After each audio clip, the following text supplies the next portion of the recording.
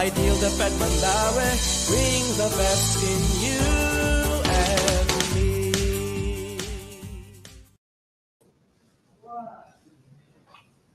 Good morning, everyone. Welcome to day 2 of the masterclasses for kindergarten and grades 1, 4, and 7 teachers across all learning areas.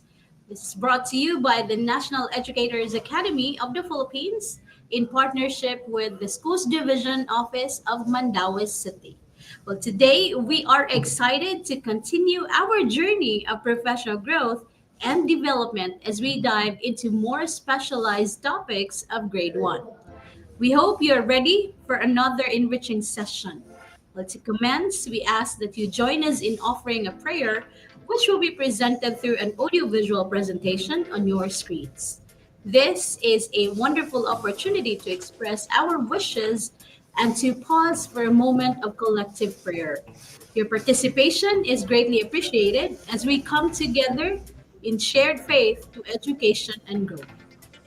Join us in prayer as we unite in spirit for a brighter future.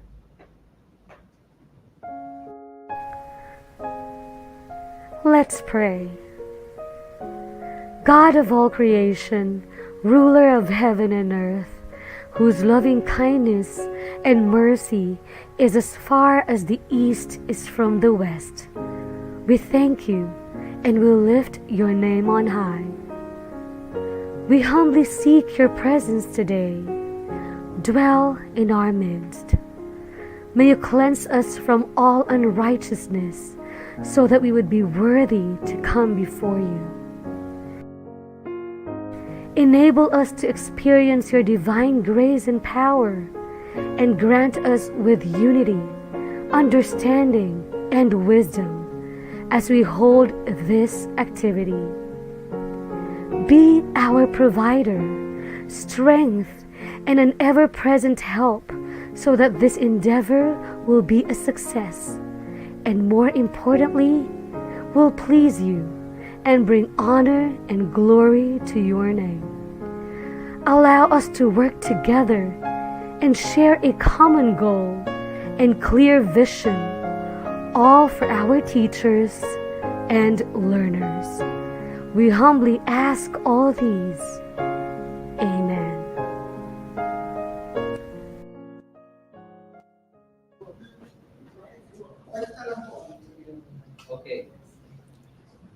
Magandang umaga muli, Master Classmates! Isang kaligayahan na makasama kayong muli sa ating patuloy na paglakbay tungo sa kahusayan at larangan ng edukasyon. Bago tayo magsimula, nais ko sanang ibahagi ang kasabihang may kinalaman sa ating layunin. The expert in anything was once a beginner. Yan ay according to Helen Hayes.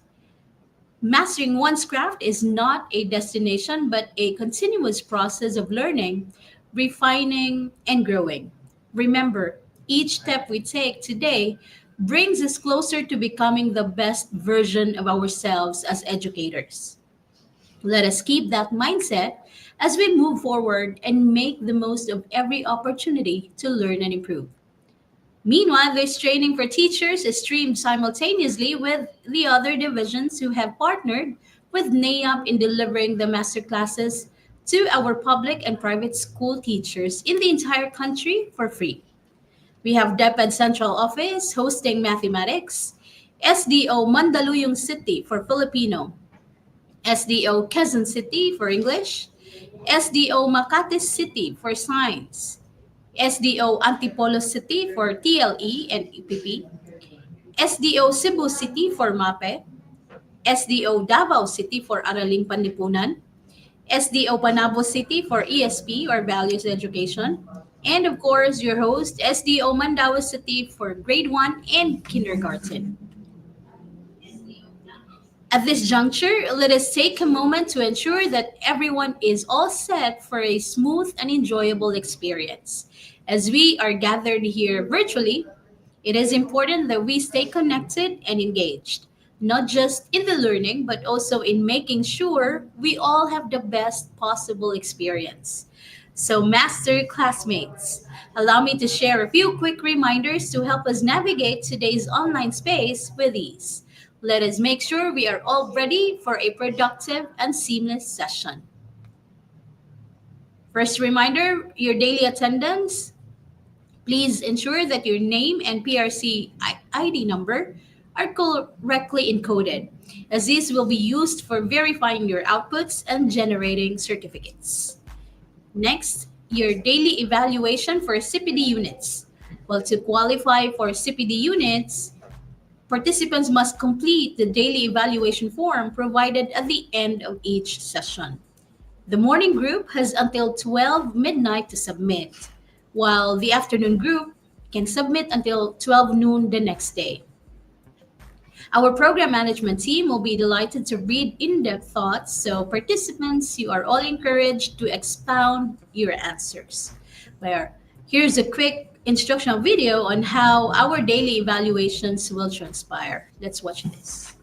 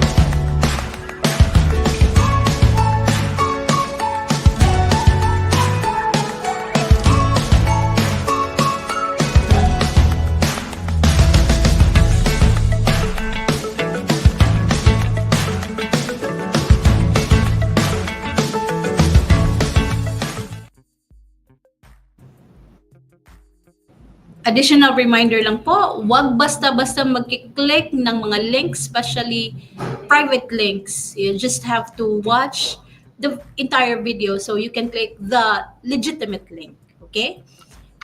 The third reminder is your certificate of participation. Well, certificates will be sent to participants' registered emails within 2 weeks after the submission of all the required documents and outputs. Compliance reminder, participants who do not complete the required outputs will not receive a certificate from the masterclass. And lastly, collaborative expertise opportunity. Participants are encouraged to share the topics from the master classes at the school level to earn a certificate of recognition through the collaborative expertise. This involves facilitating sessions with select teachers, using the provided school-based session guide from the Professional Development Division of the National Educators Academy of the Philippines, which includes a group discussion guide and suggested approaches. These sessions may be conducted until January 30, 2025, led by our principal, head teachers, or master teachers in school. Well, to fully understand what this collaborative expertise is all about, our team has prepared an instructional video. Let's again watch this. Have you ever wondered what Collaborative Expertise Guide really means? Let's uncover how working together can unlock extraordinary results. Collaborative expertise is when professionals work together, sharing knowledge to improve outcomes, especially in education. The highlights the importance of shared leadership and continuous learning among educators. Research shows that teacher collaboration leads to better instructional practices and higher student achievement. In essence, collaborative expertise involves collective inquiry, mutual support, and shared goals to enhance performance. Who will take charge of a collaborative expertise sessions? The power lies in the hands of the head teacher, master teacher, or school head. Disclaimer: don't forget, you can tweak, add, or adapt this guide to fit your teacher's needs. Collaboration works best your way.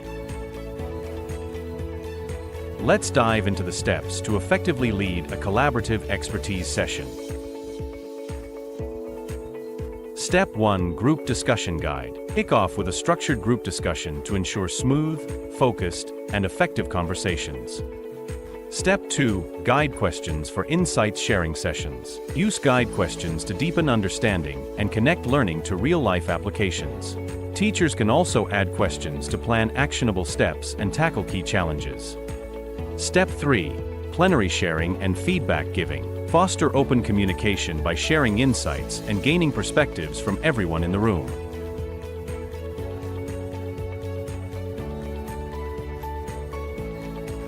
Step 4: Wrap-up activities. End on a high note.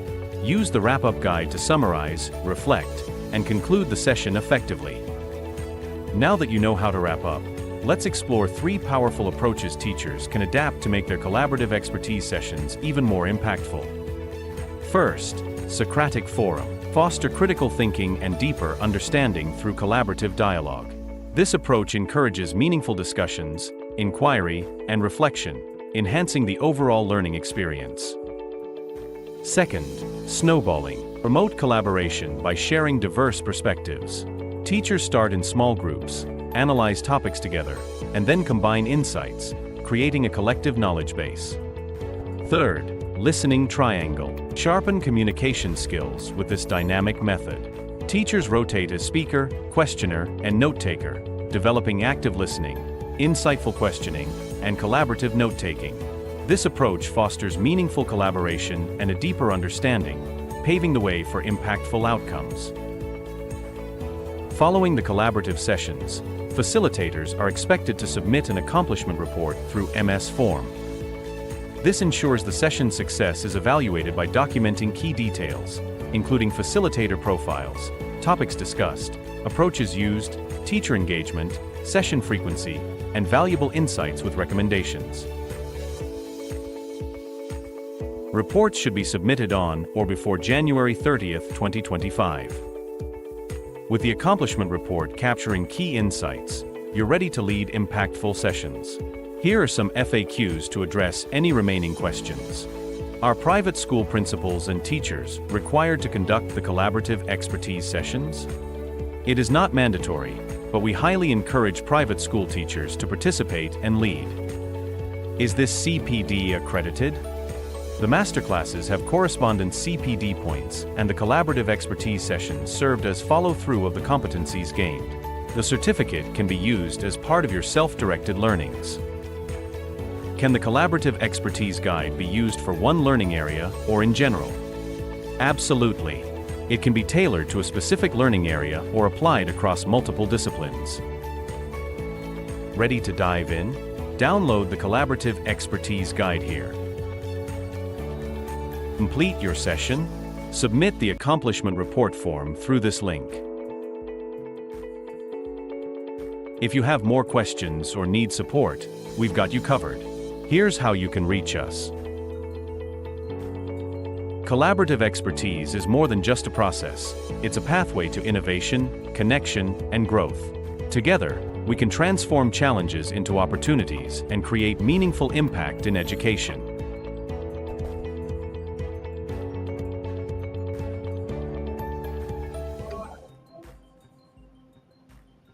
Right.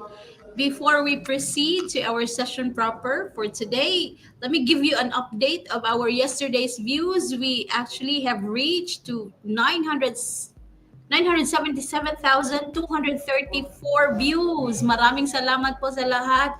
Really stay stuck and of course watch the video and learn something from the video. Maraming salamat po.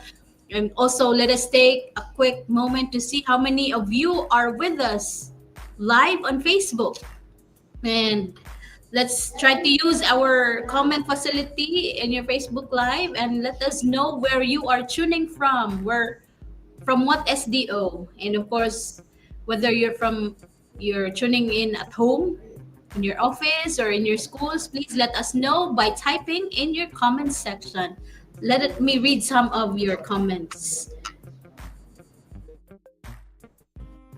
We have from SDO of Aklan, District of Altoas. Ma'am Kimberly, thank you for watching po. We have watching from, wait, hindi ako makabasa. Watching from Bianoan Elementary School, Kasiguran District, SDO Aurora, Ma'am Mary Grace, thank you for watching. We also have Ma'am Gemma Silot. Good morning, ma'am, from La Fraternidad Elementary School, Tubay District Division of Agusan del Norte, Caraga Region. Hello po sa lahat ng mga taga-Caraga. And we have watching from Lining 1 Central School, Sibunag, Guimaras, Region 6. Salamat po, Ma'am Catherine Trans Jardeliza. Special shoutout po sa inyo. Good morning, everyone watching from Jimenez District, Misamis Occidental Division. Ma'am Bernadette Palanas. Hello po, ma'am. Thank you for watching. And we also have from SDO Batangas, Tyson Sub Office, Dagatan Elementary School, Ma'am Guillermo Casaw. Hello po, ma'am. Thank you for watching. Thank you very much. And to all other divisions, shout out po sa inyo. Maybe later I can read your comments. Thank you so much. Well, your energy today and your participation truly will make this learning experience even more exciting. Now, the moment that we all have been waiting for has come, and it is finally to meet our resource person for today. We are incredibly fortunate to have with us someone who is not only an expert in their field, but also a passionate advocate for growth and development in education. She was with us yesterday. Let me add to her bio note. She is a seasoned educator and academic leader with over a decade of experience in higher education. She currently serves as a graduate faculty member in reading education at the Philippine Normal University, a position she had held since 2013. Her expertise lies in developing innovative approaches to reading education and graduate level pedagogy. And in addition to her teaching role, our speaker has held various leadership positions at PNU, including serving as the director of the Graduate Research Office in 2016 and graduate program coordinator for the Arts and Languages Cluster from 2015 to 2018. Ladies and gentlemen, let us all welcome once again our speaker from Philippine Normal University, Dr. Mary Ruth Gutierrez.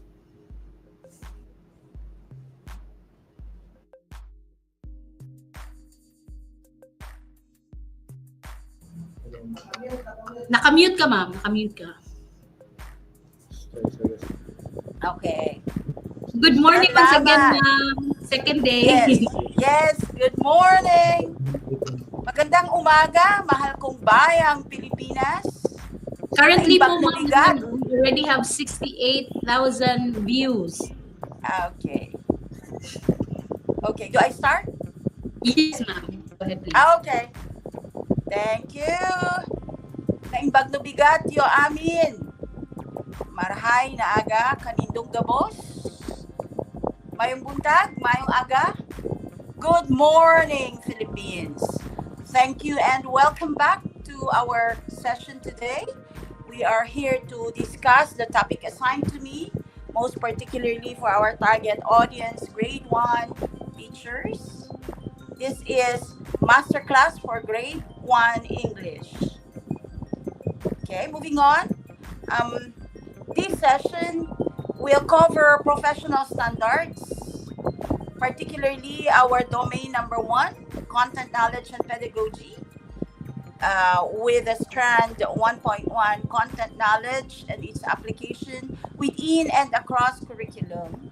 And the second domain is on learning environment, particularly on the strand management of structure and activities. This session aims to help you demonstrate the following. 1, your understanding of curriculum alignment for self-contained instruction.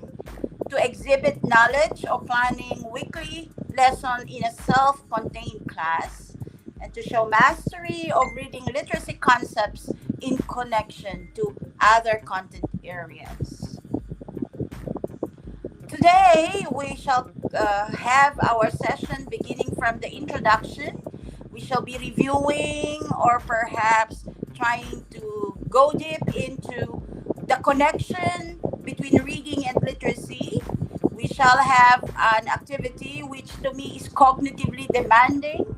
This is a bit dense, so I hope you stick with us and try to dwell into this activity for further explanation. We shall have a curriculum guide analysis for grade 1. And then after the analysis, we'll do the lecture proper.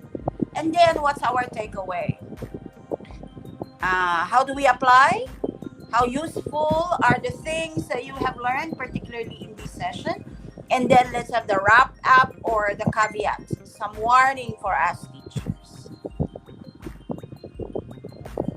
Now, let me begin with the introduction before the activity. I mean, this is to level the field just so that we know we are on the same plane. Yesterday, I should say, we already defined what literacy is from UNESCO, PISA, or with the involvement of navigating the tech world.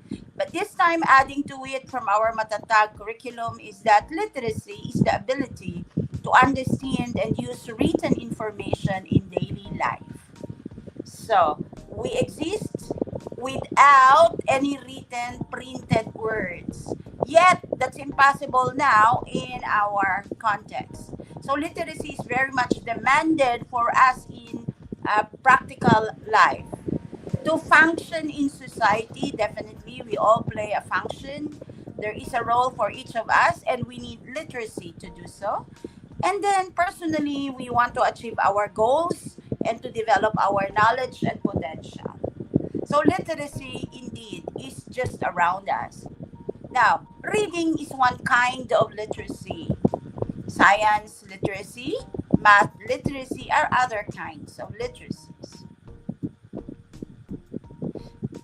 Nevertheless, Nima Hermosa in 2002 in her book Psychology of Reading. Reading is the first and oldest of all macro skills. When, only in this context, one defined as the process of constructing meaning. You might be wondering, Ma'am, I thought it was listening as the first.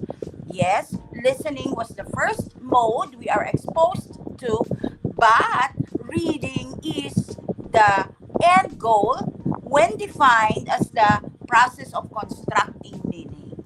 Reading is not just a medium, it is also the product when you are constructing meaning. Hence, it's the oldest. Reading serves as foundational literacy in an academic setting. I would like to highlight academic setting because some might contend, Ma'am, I can survive without knowing how to read. Yes, you just know how to talk. You cannot read and write. You can survive and live. Exactly. However, if you want to enter an academic setting, something that requires not just speaking, not just listening, something that requires the use of language and its code in written form, you cannot let go of reading as one foundational literacy, because reading is used to facilitate learning of functional, disciplinary, and other kinds of literacy. Now, reading is a social cognitive process. Social has something to do with interaction with other people. Cognitive has something to do with the brain functioning. Hence, when you read, you interact with other people. At the same time, you use your brain. Cognitive processes such as encoding, information processing, memory, retrieval.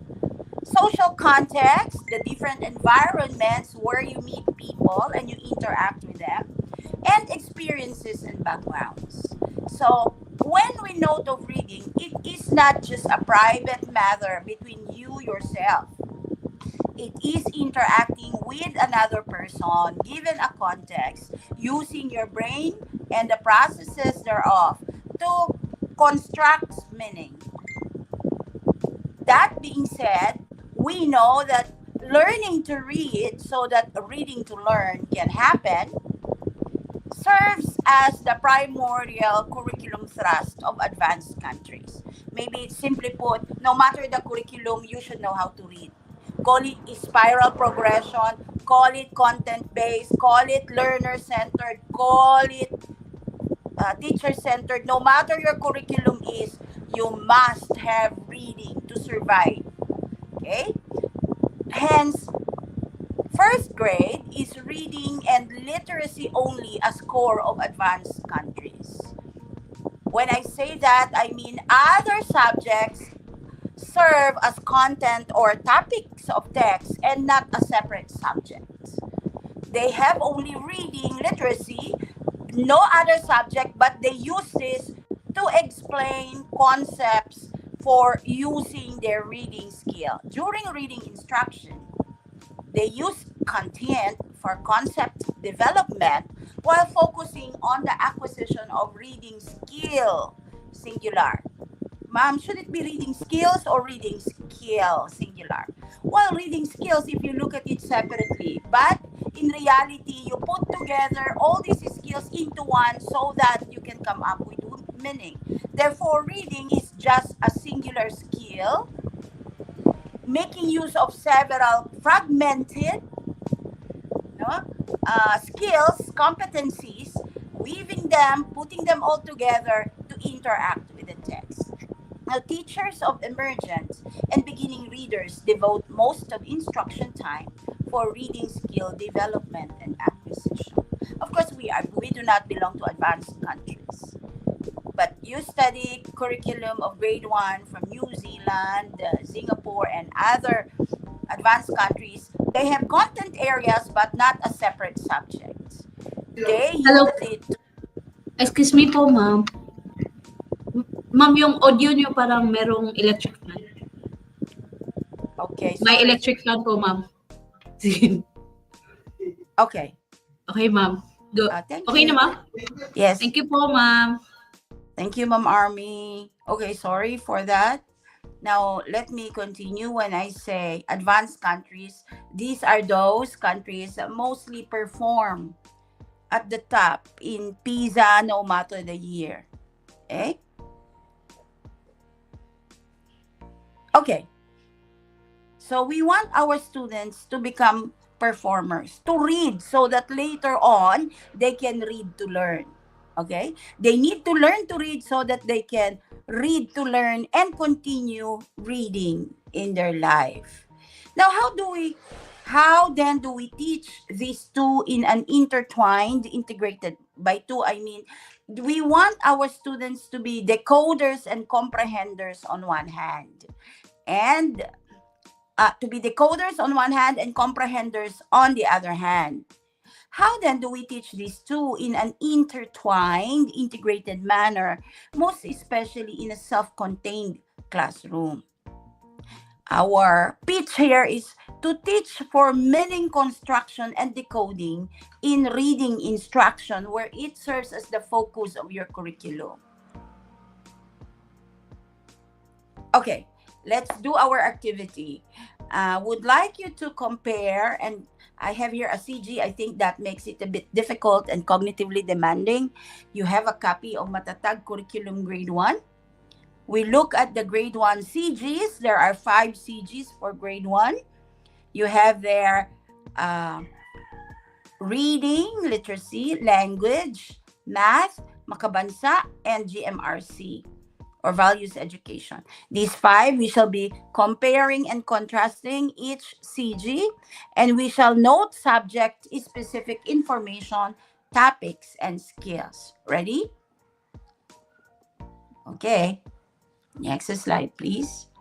Okay, these are 5 subjects under Matatag curriculum. I'm sorry, the numbering is wrong here, all 1. But 1 is reading, language, math, makabansa, and GMRC. These 5. Here is the curriculum guide. Only, next slide please. Yeah, I am showing you only the first quarter CGs of the 5 learning areas. This is partial first quarter, half of the first quarter of all the 5 CGs. I looked at content standard here. This is the curriculum information as explicitly written in the CG. The first CG is reading and literacy, language, math, makabansa, and GMRC. Take note, we shall compare and contrast these by looking at subject, well, topic specific, subject specific, and then we will look at the skill and the content or the topic that they have. We shall do comparison and contrast here. Now, read quietly the content standard first quarter, first half of reading and literacy CG. Sorry, excuse me. And I read it aloud according to CG Grade 1 Matatag Curriculum. Reading literacy has for its content standard to demonstrate phonological awareness in decoding developmentally and grade level appropriate words, understand and create simple sentences to express meaning about oneself, family, and everyday topics. Take note that you'd like to get the subject-specific information, the focus skill, and content. Sorry. Under language, CG, partial first quarter, content standard to demonstrate developmentally appropriate language for interacting with others in the classroom and expressing meaning about familiar topics. They engage in and enjoy listening to a range of texts. Under mathematics, to have knowledge and understanding of simple two-dimensional shapes and their features. Under subject, content, measurement, and geometry. And then whole numbers from 1 to 100, ordinal numbers, first to 10th, and addition of numbers with a sum of 20. Under makabansa, content standard, pamantayang pangnilalaman. Natututunan ang pag-unawa sa batayang impormasyon ng sarili. Ang bawat tao ay natatangi.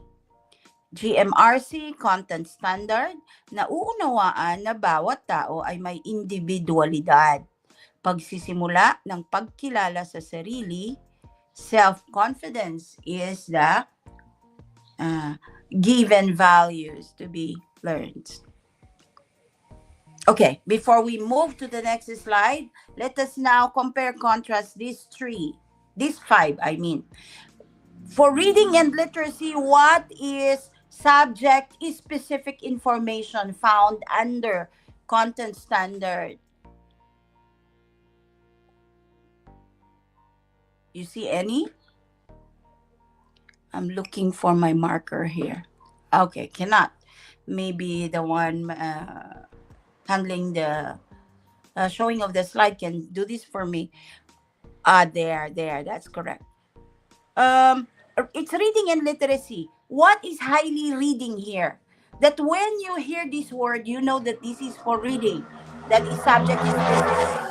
One is phonological awareness in here. You see it? Phonological awareness is a content in reading. Next. You see decoding. You see appropriate words. Okay, simple meaning under reading and literacy. And the topic is about oneself, family, everyday topics. Okay, those 3 are present. Content specific here in reading is phonological awareness, decoding, and words. Under language, by the way, the topic is about oneself, family. Under language, if we compare it with reading and literacy, you will see it is What makes it highly language specific?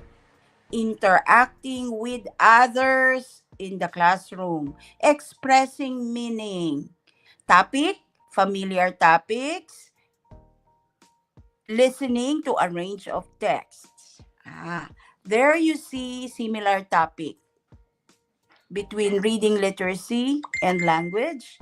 You see similar topic, express meaning oneself, familiar topics, family, everyday topics, correct? Third, now there is a very close connection between language and reading and literacy, content standard-wise. Math, according to math, content standard, partial quarter, first quarter of the CG, to have knowledge and understanding of simple two-dimensional shapes and their features. Content is specific under math. This is shapes. Shapes, whole numbers, yes. About topic, any similarity with reading and language? There's none. Skill, no, this is about content. So we don't see that here unless you see there have knowledge and understanding of. Okay, two-dimensional shapes makes it math. Note no similarity with the topic, no similarity with skill here. With reading, literacy, and language. Yes? Under makabansa, topic, content standard, natututunan ang pag-unawa sa batayang impormasyon ng sarili. Ang bawat tao ay natatangi. I think in here, what is common is the term ng sarili, talking about oneself in reading, and language, interacting and talking about family, oneself, and so on. Okay? Under GMRC and VE, I hope you are following me. I'm trying to see similarities and differences. Nauunawaan na bawat tao ay may individualidad. Pagsisimula ng pagkilala sa sarili. If you see the alignment, you will see pagkilala sa sarili could be about oneself, under reading literacy, under language, familiar topics, not in math, makabansa, sarili, and here individuality. Okay, now when we look at this curriculum, that's what we see. Let's consider the performance standards. Next. Performance standards, reading and literacy. Use phonological and alphabetic knowledge in reading, to read and write words accurately with meaning and narrate family experiences and content-specific topics. What is discipline, highly reading here? Kanina, you see phonological awareness. Unpacking it, going to smaller skill of phonological awareness is phonological and alphabetic knowledge. Perhaps in your other sessions, you already defined what these are. But let us review. When I say phonological awareness, I mean phon sound, knowledge about sounds. So your students, your pupils should have knowledge about sounds. That is one concern of your reading literacy. Sounds, technically we call them phonemes. If you want to write the symbol for the sound, you call that grapheme. So sound, grapheme, or how you write it, you show. And how you call that sound, M. Sound is sound, how you pronounce. Letter is the name. Grapheme is how you write. Okay. So, they should have knowledge about sounds in spoken conversation. Okay? That makes it phonological. Only the sound level of words in daily conversation. So, they must be aware that sounds are used in speaking, and these sounds can be represented various ways, and that changing the sounds could change the meaning of words. That is what we mean by phonological awareness. Okay? Now, it says phonological and alphabetic knowledge. A reading teacher should know this because this is content specific. This is highly reading literacy. What do we mean by phonological awareness? What you say can be written down, but we shall not talk about how it's written. We will talk about the sounds only. Okay, knowledge about sounds. So when I say, maganda, do you hear, maganda, mabait. Okay, anong naririnig nyo na pare-pareho ang tunog? Maganda, mabait, masipag, masunurin. Huwag nyong ipakita ang pagsulat kasi level pa lang ito ng sounds. Let's not confuse sounds and written form. Okay? Pag pinalitan ko yung sa salitang maganda, o pag inalis ko yung ma sa ganda, anong matitira? Ganda. Ganda. Maganda. Ganda. May matitira, inalis yung ma.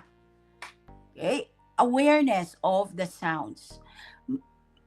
Anong kaibahan ng salitang good and food? Good, food. Listen to my sound. How I pronounce this. Good, food. Same, different. What's the difference? Okay.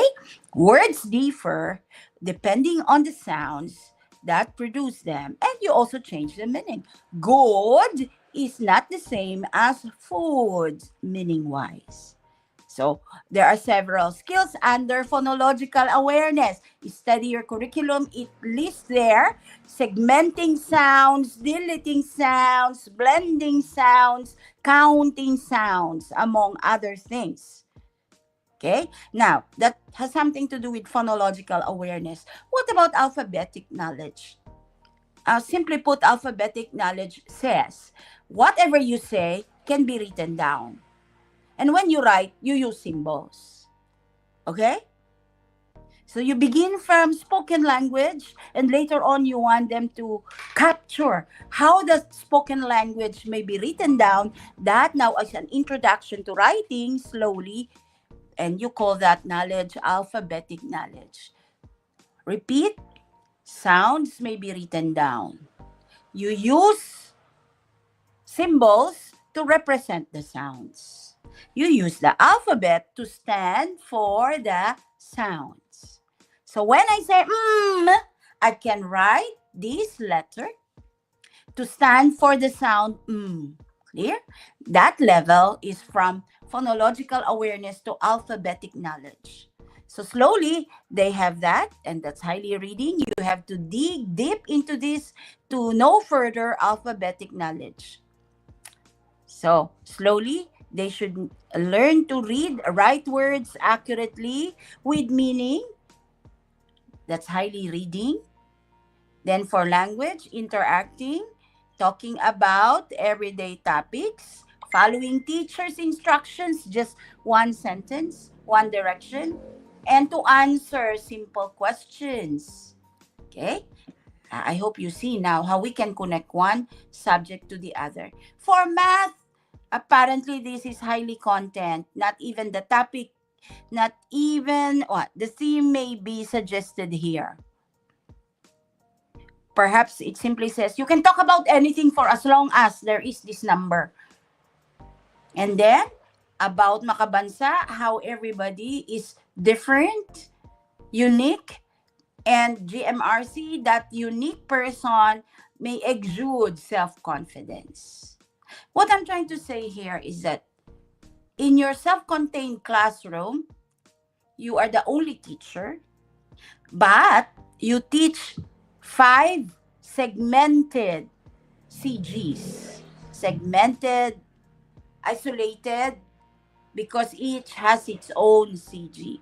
There seems to be an irony here because you are only one but handling several subjects. Unlike in a non-self-contained, 1:1. One teacher teaches one subject, another teacher another. In your self-contained classroom, you are the only one handling all these 5. That's the irony because you're one with several fragmented CGs. What we want to happen ideally in our self-contained classroom is to unify these 5 into one, like what they might be normally doing at home. Because at home, they do not classify their time according to subject. Yesterday I said they live, they do, they talk, they learn as things happen. But one way to systematize education is to show you your CG. And here, your CG for grade 5 is separate one to another. Correct? So, how do we intensify our reading literacy instruction?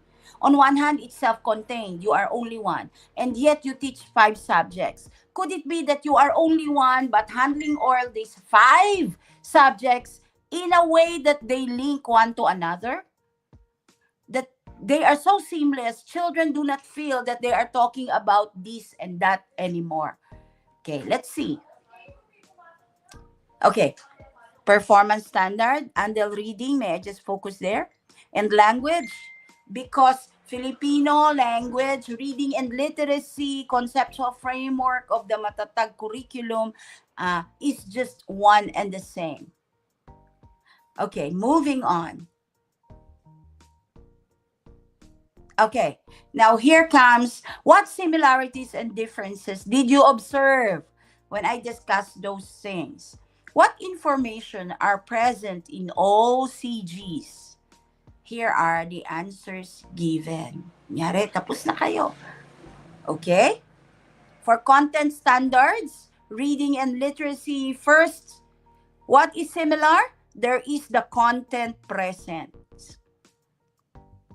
Content present because it's a content standard. Next, there is a theme or topic to be discussed under each. Yes, for reading, phonological awareness. For language, it's interacting with others, answering questions, listening to story.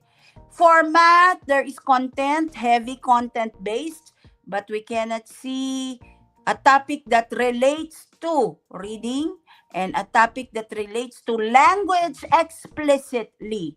It might be implied, could be inferred, but not explicitly present in math. Under makabansa, you see similar topic, batayang impormasyon sarili natatangi. GMRC, pagsisimula, pagkilala sa sarili, self-confidence. So you have sarili, individuality, not in math. You have oneself, family, familiar topics. You have myself, family, everyday topics. Next, please. Performance standards, you will see those ideas reiterated. Under reading, phonological, alphabetic knowledge, again, narrating, meaning about experiences, family experiences. Topic is about that. Language is about families, everyday topics, same. In here, we can infer that perhaps when you talk about yourself, when you talk about your family, mostly you can also add these skills. Under makabansa, in talking about oneself, you may have the tungkulin bilang kasapi ng pamilya, and GMRC bilang kasapi, maaari mong gawin ang iyong bahagi ng may tiwala sa sarili. Okay. Moving on. Let's analyze. Let's see now the connection between reading, literacy, and content areas. May I repeat? Your CG comes in 5 forms because 1 CG for each subject. But you are an only teacher in your self-contained classroom. because you're the only one, would you like to prepare one for each subject independently?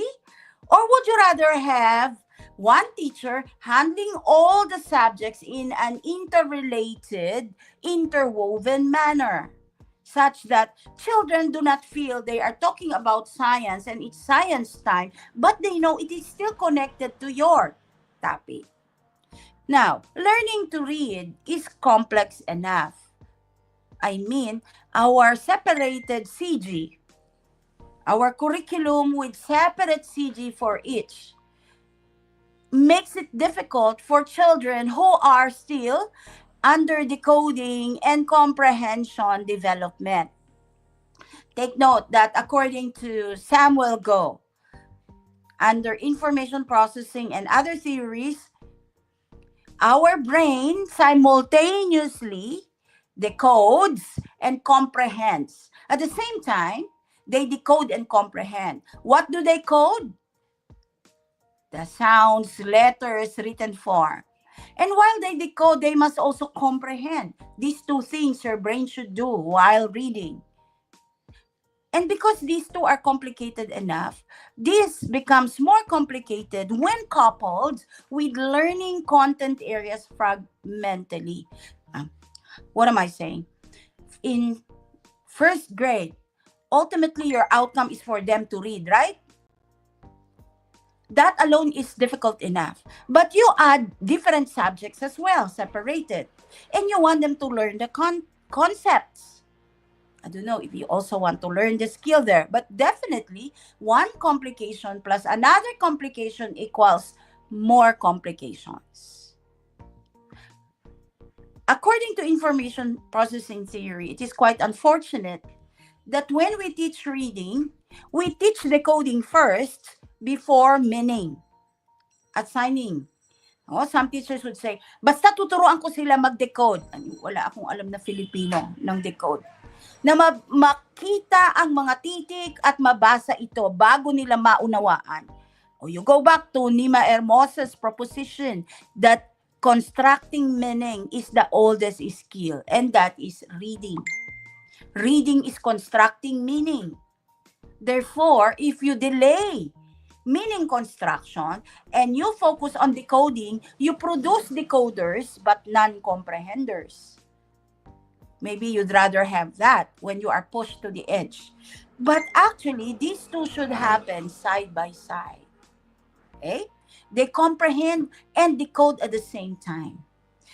When made to choose between decoding and comprehension, first they need to comprehend so that later on, whatever they comprehend, they can decode. Okay? Your focus of instruction should be both. Next slide. When teachers focus on decoding, knowing the sounds, using phonics as the primary focus, learners can decode, but they cannot comprehend. You delay comprehension. How does that happen? You know, your brain has attention allocation there. It allocates information based on the demand. If teachers demand that they decode before they comprehend, most of their cognitive resources, they allocate to decoding. Therefore, they can learn bata, but forgetting there should be some idea represented by such. One child may know abo, can decode, but losing track what abo means because all the cognitive resources are now tuned in decoding abo. It should be the other way around. Abo, they build meaning, they imagine, they understand abo, and later on, what's alphabetic principle? They represent that meaning through the use of symbols. Unfortunately, many teachers would go for decoding, later on comprehension. Some would have comprehend without decoding. That's not even our goal.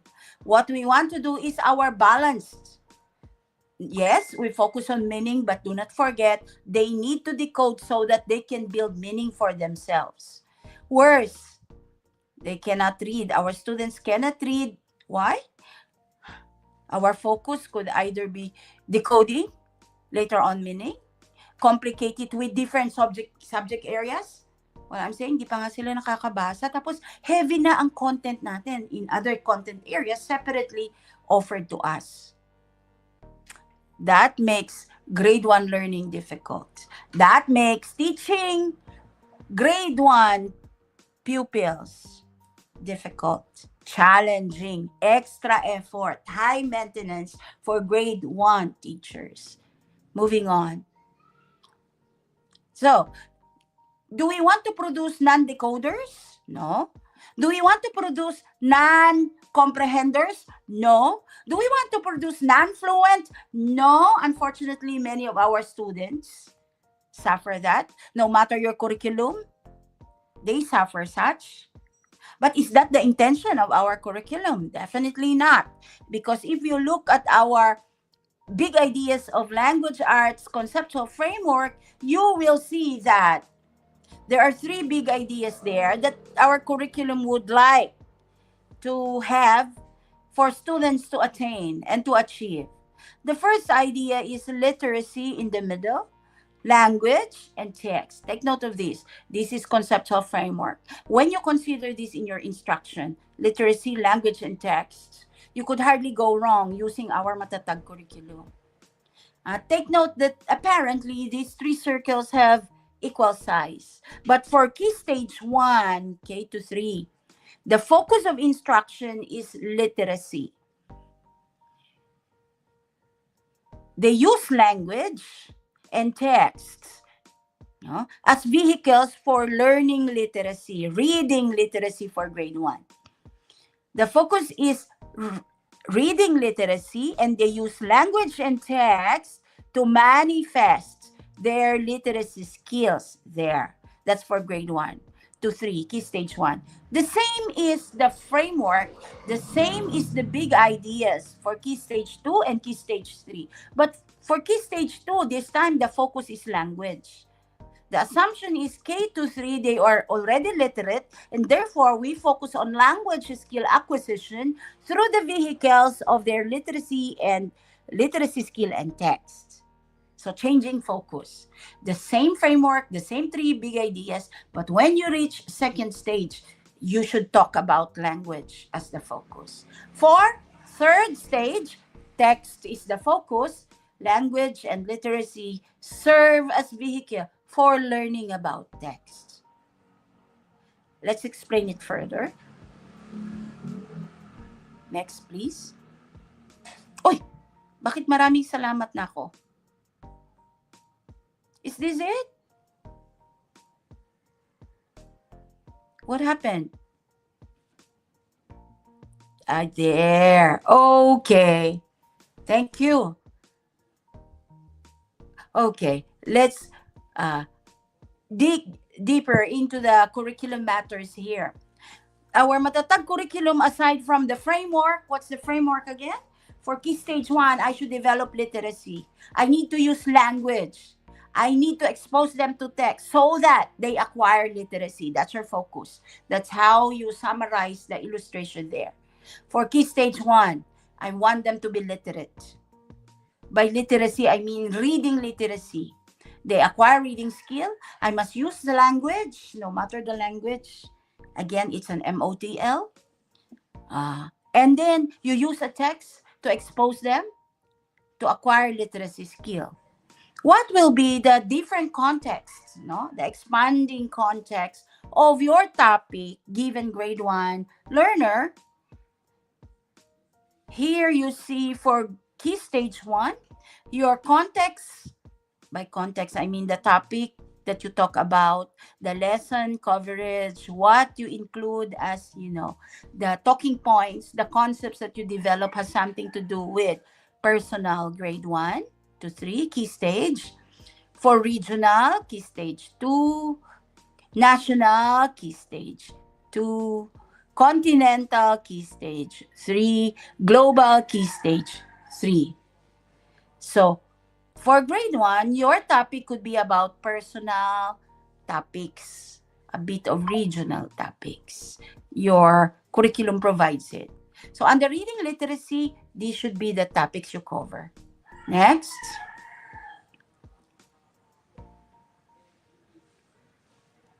Okay. If we make reading as our core in the curriculum, you will see here the levels of our students from kindergarten to grade 1, beginning reading. Let's have there, only up to grade 1. The focus of Key Stage 1 is literacy development through the vehicles of the language, macro skills, and simple text. Take note, macro skills and simple text. But when they reach the second key stage, this time language learning, using text types, and mastered basic and critical reading skills. And then moving on to grade 7 to 10, changing focus. This time, it's about creating, composing various text types through the use of mastered literacy and language skills. Repeat, this is just to emphasize. When you are asked about the Matatag language arts curriculum, you can simplify it by saying this curriculum follows the conceptual framework, literacy, language, and text with varying focus per key stage. Okay, for Key Stage 1, we focus on literacy. That's why in your self-contained classroom, you could have reading literacy as your core and organize in a unified manner along with other content areas. Next, please. Okay, again, take note of the expanding identity context from personal, regional, national, continental, global. You see that for beginning readers, for emergent and beginning readers, they can talk about myself and my family, myself and my school, myself and my community, myself and the physical environment. Ma'am, ibig mong sabihin, K-3 panay myself, myself, myself, myself. Yes, pero pag myself pa lang at in-expand nyo, marami na kayong pwedeng maituro. Ma'am, panay myself? Oo naman, pero may ibang mga konseptong dapat matutunan about oneself. You can explore and unpack. Yun ang wala pa sa curriculum. The unpacking of your expanding identities. Although there's a topic there about family, about oneself. So today, what about family? What about oneself? How do you deepen? Paulit-ulit, ma'am. Kasi nga, there could be depth of your discussion of the topic. Later on, I'll talk about depth. Moving on.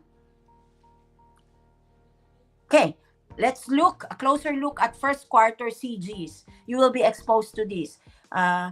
My hope is that when you are on your own during your moments of solitude and your mind is really bothered, how can I organize my self-contained classroom? I hope you sink into the curriculum, look at the 5 separate curricula, unify these 5, organize so that they are seamlessly interwoven. Okay, let's weave this together. For content standard reading, phonological awareness, language interacting with others, expressing about familiar topics. Format 1 to 3 only, numbers 1 to 3, first, second, third perhaps. This is what I mean by unpacking it, because a quarter has 8 weeks.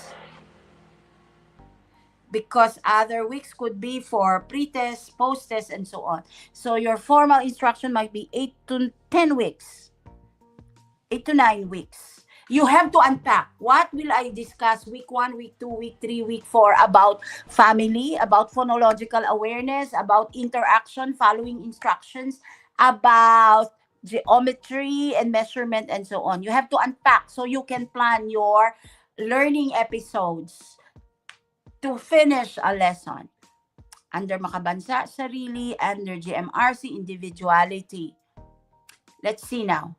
Here is what we found when we looked at the first quarter CG. Only partial. Next, please.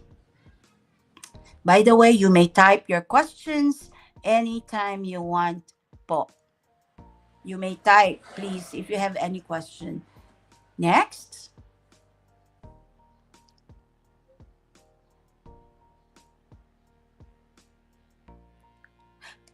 Okay, now they are separate and you are only one teacher. You want to weave your 5 subjects into one seamless, happening in your class. How do we achieve that? 1, reading skill should be your core. Reading skill, meaning you want them to learn to read so that they can read to learn later on. By reading, I mean comprehending and decoding at the same time. That they comprehend and that they can decode part by part. They understand the concept holistically. They learn decoding fragmentally because that one requires a lot of discussion. Okay. Make reading as your core. It dictates, when I say core, it should dictate the focus and time allotment of or for instruction. That's one that we can do. Next, language use. This is language. Language use is devoted for practice, developing oracy, vocabulary, and concepts, almost similar. Where language is a vehicle and reading literacy is the skill. Makabansa and GMRC as your key conceptual underpinning.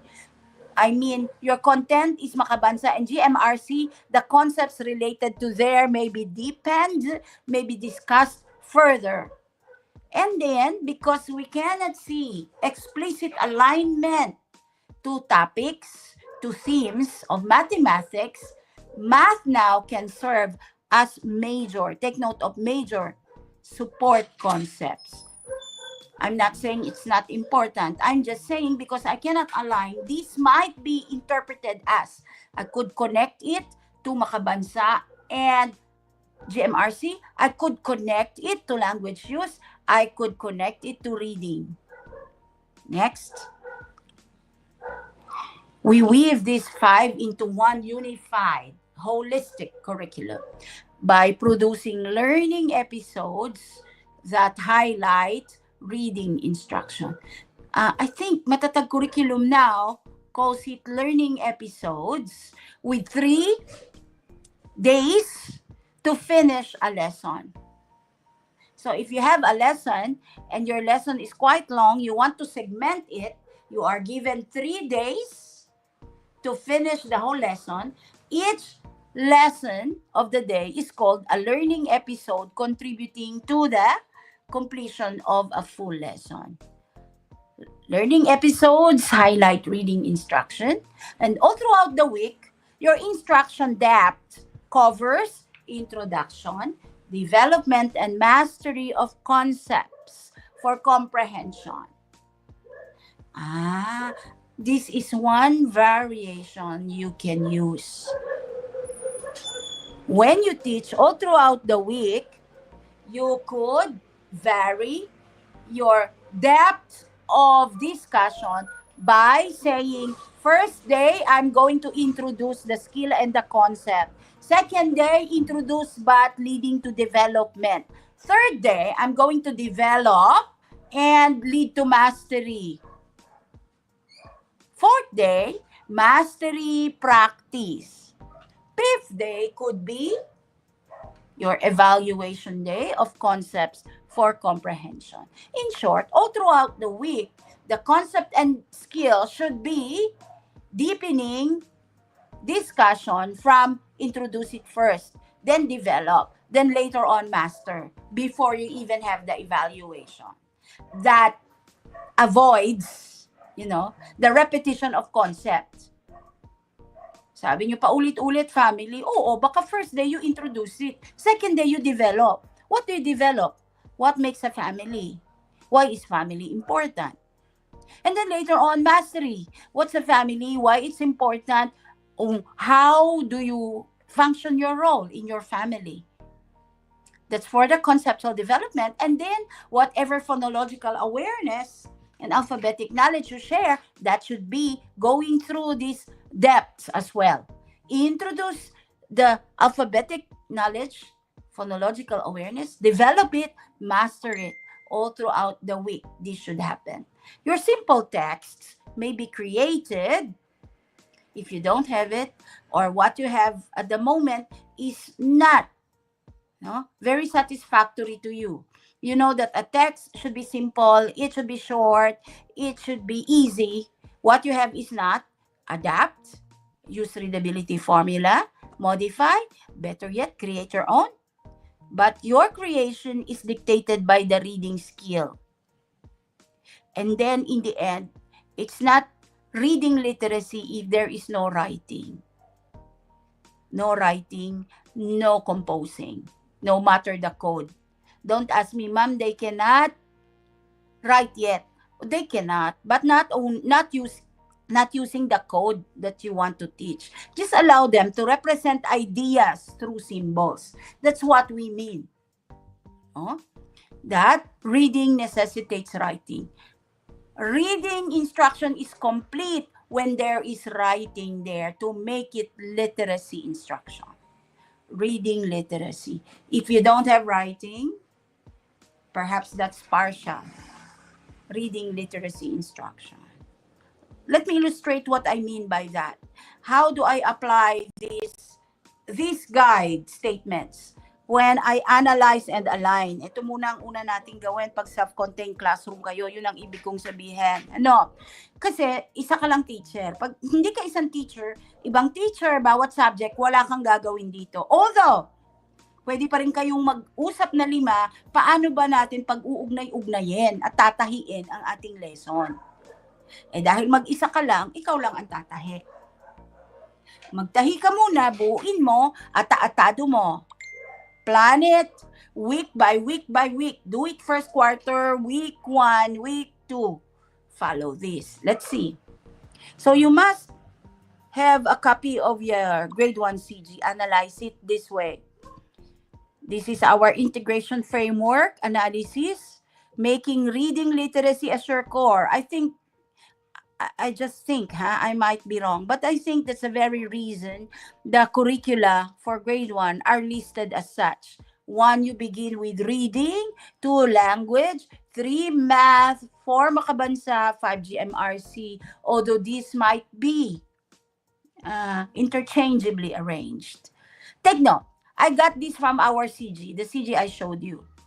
Your teaching focus is phonological awareness in decoding. I'm not showing yet here how many weeks, how many days.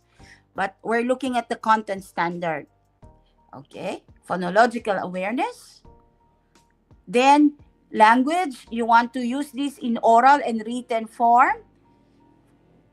What's the purpose? So that they can interact with others in the classroom. And expressing meaning. Hindi ko inimbento to I just got it from the curriculum. I'm just showing you how I align and I put into column, organize this so I can understand the unification process.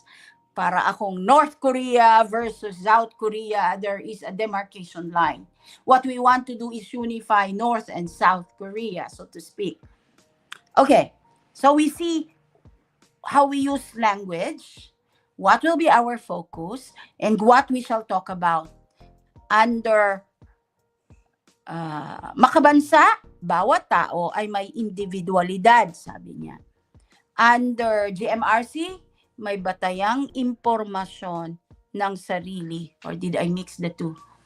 And then, finally, ang layo kasi ng math, nasa dulo siya, but this now serves as your major support. What do I mean by that? According to Math CG Quarter 1 Partial, simple 2-dimensional shapes and their features. Count 1 to 3, 1 to 10, ordinal 1st to 10th, and many more. Nakikita nyo ba ang possibility? Nai-imagine nyo ba? Can you imagine? This week, week 1, day 1, fresh in the school, I want to talk about phonological awareness. Should I talk about counting first? Counting syllables. Mabait. Mabait. Maganda. Maganda. Or do I want to have segmenting? When I say, bata. Bata. That is segmenting it. Ba, una. Ta, dalawa. Segment the words. Blending. When I have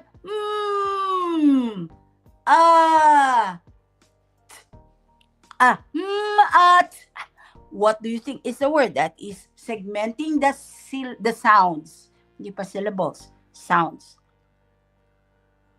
And then later on, blending. When I say put together.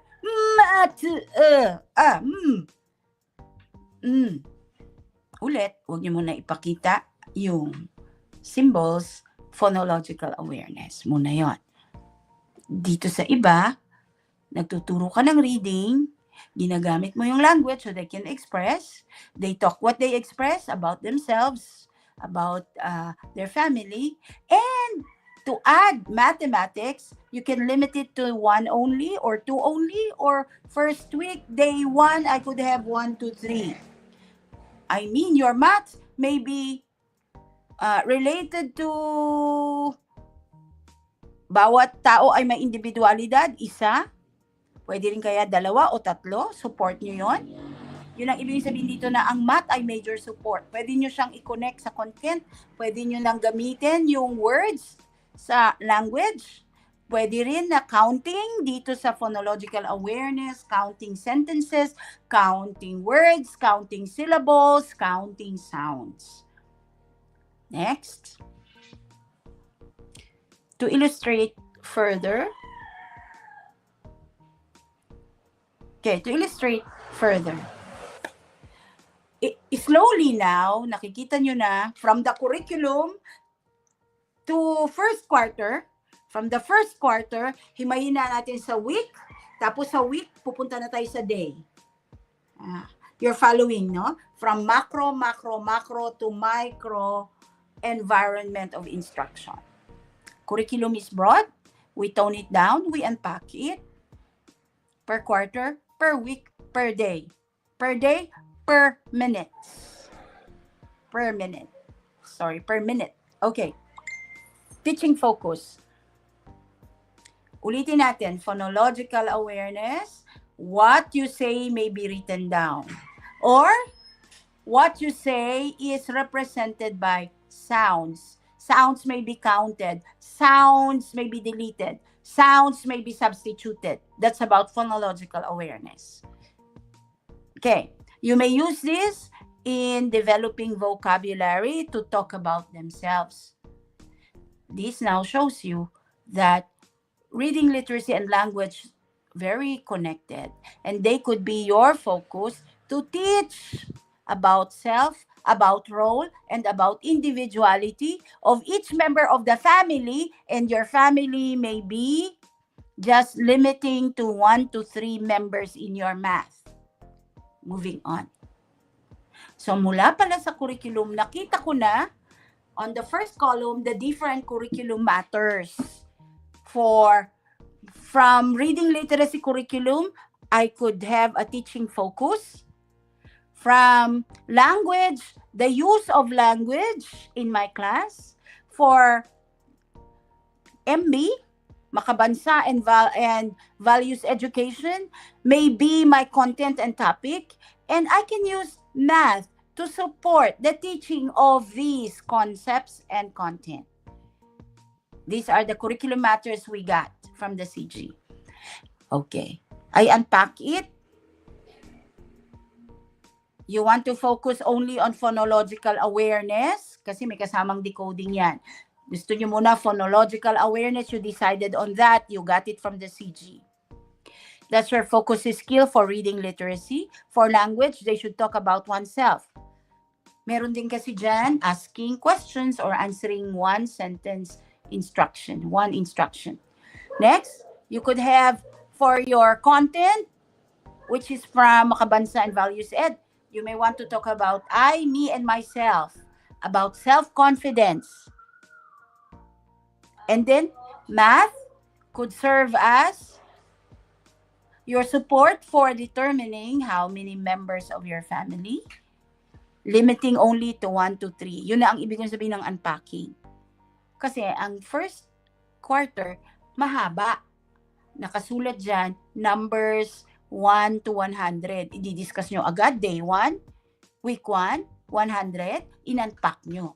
Hati-hatiin ng isang quarter. Iplano ng isang quarter. Kasi yun ang nakasulat sa CG, pero yung inyong weekly, daily, minute, wala sa curriculum. May suggestion lang siya how many minutes, pero how you use it, wala doon.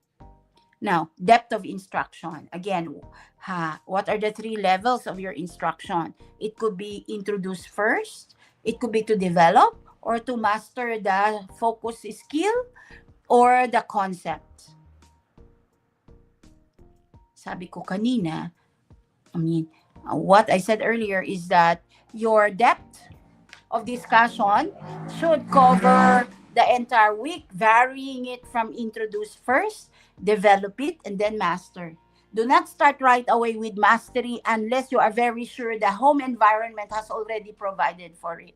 If first day, first week, students already master that, then why are you discussing it? No need to discuss anymore because they have already mastered. That's how we vary the deepening of our discussion of the same concept, but deepening the knowledge of the concept and until mastery of the focus skill. Sabi ko, that depth of instruction dictates your time allotment. We all know, according to Matatag curriculum, the time allotment for grade 1 is 40 minutes per subject. Correct? And there are 5 subjects for grade 1. Children, what are these subjects again? Reading literacy, language, math, makabansa, values education. For each subject, you have 40 minutes. So 5 subjects, multiply it by 40 equals, in a day, you have 200 minutes a day with your grade 1 class in a self-contained classroom where only you are the teacher. Yon, di para ka na rin nasa bahay. Mahaba ang time mo, ikaw lang ang kasama ng bahay, sa school, sorry. Ikaw lang ang kasama sa school, parang sa bahay, ang kasama is more knowledgeable others. No, not necessarily the mother now. It could be the tita, the tito, the lola. Okay? No question? So far, I do not see any question flashed here. I'll continue. I hope you are not lost. You're not lost. From the curriculum, 5 curriculum guides, we unpack. Yan po, ma'am. May question talaga, ma'am. Ay, sino gayon? Ma'am Army. Ay, Ma'am Army. Hello, ma'am. Before tayo magbe-break, ma'am, pagbalik natin, kasi may tanong si Ma'am Mary Ann Dabi, sabi niya, ma'am, pag ang pupils daw ay hindi makasulat ng mabilis, affected ba ang reading skills nito? Sasagot na ako? You will answer it after the break, ma'am, okay? Okay. We will have a Thank health you. break first, ma'am. Tapos, yung magandang sagot ni ma'am later, you will find out. In the meantime, let's pause for a 5-minute break and balik tayo mamaya. Still with Dr. Gutierrez. See you again. Stay tuned. Break. Don't forget to grab a snack at saka stretch muna para makapag-relax.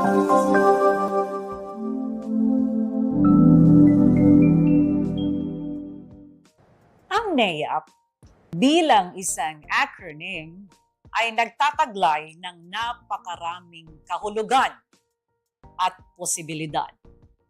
NEAP can mean nurturing educators' abilities and professionalism, emphasizing the team's mission to develop teacher skills and build their confidence in the profession.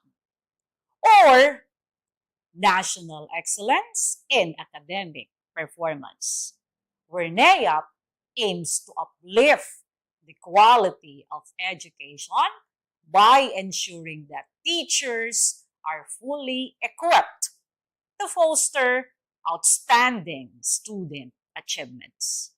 or navigating educational adaptations and progress, focusing on NEAP's role in guiding teachers through the evolving landscape of education, especially in embracing new teaching methods and technologies.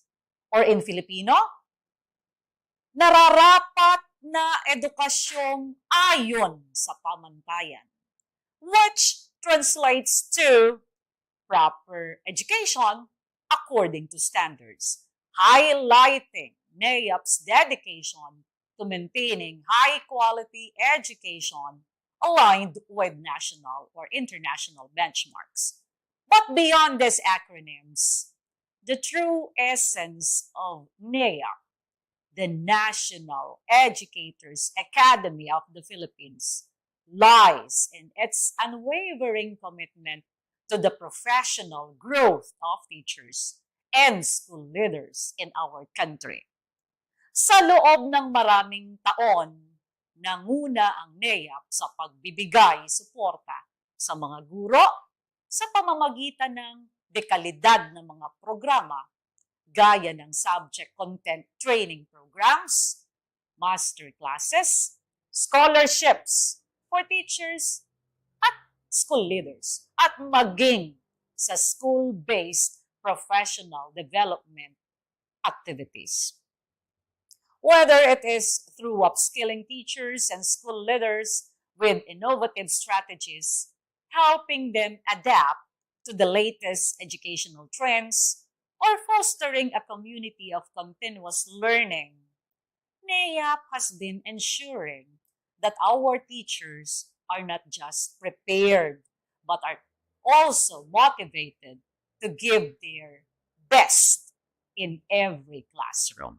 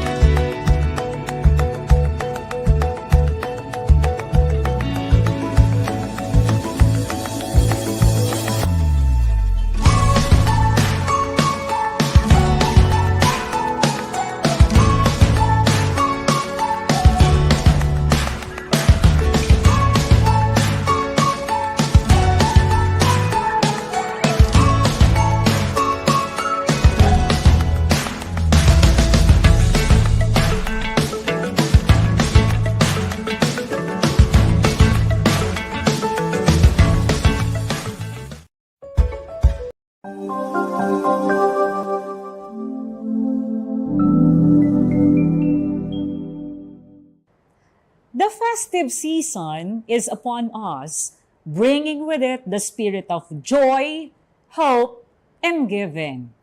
This Yuletide season, we in the National Educators Academy of the Philippines are delighted to share with you a special present.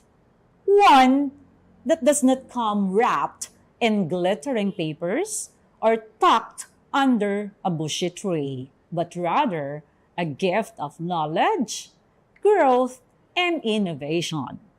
Ergo, allow us to invite you to unwrap this gift of learning through our master classes for kindergarten and grades 1, 4, and 7 teachers across all learning areas.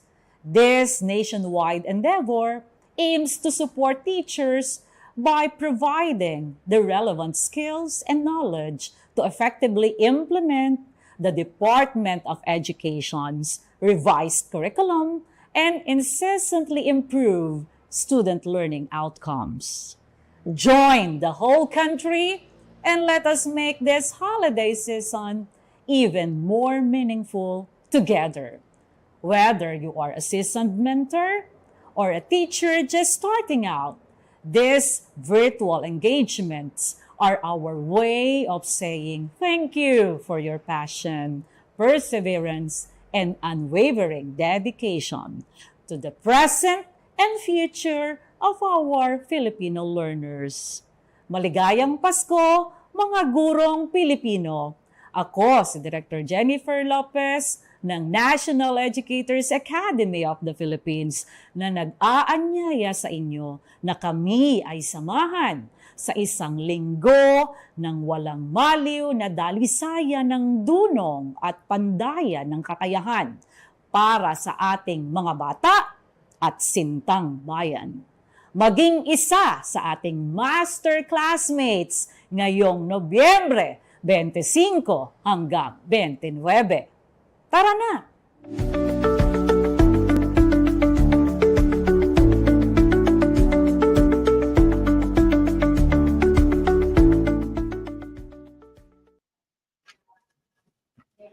Hello po, at kami ay nagbabalik for the continuation of the session from Dr. Gutierrez.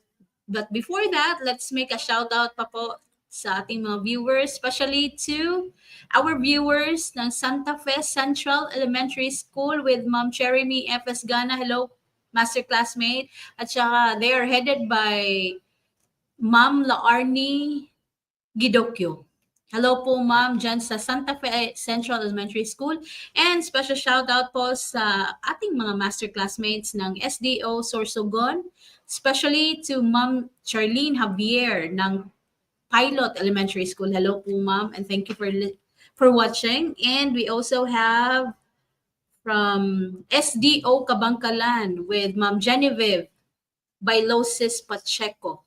Hello po ma'am, dyan sa taga SDO Kabangkalan, and Ma'am Rhea Sureta Valeros. They're watching from SDO Camarines Norte. Hello po sa lahat, and of course to our 30,000 viewers right there. Please stay stuck. We are almost done with our grade 1 session for the morning.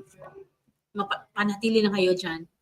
Let's again give the floor to Dr. Gutierrez. Kanina may question tayo, ma'am, if you still remember.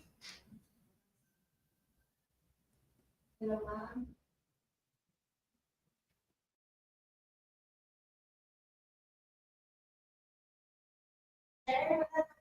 Kaya parang nakamute si ma'am. While we are still waiting for Ma'am Gutierrez.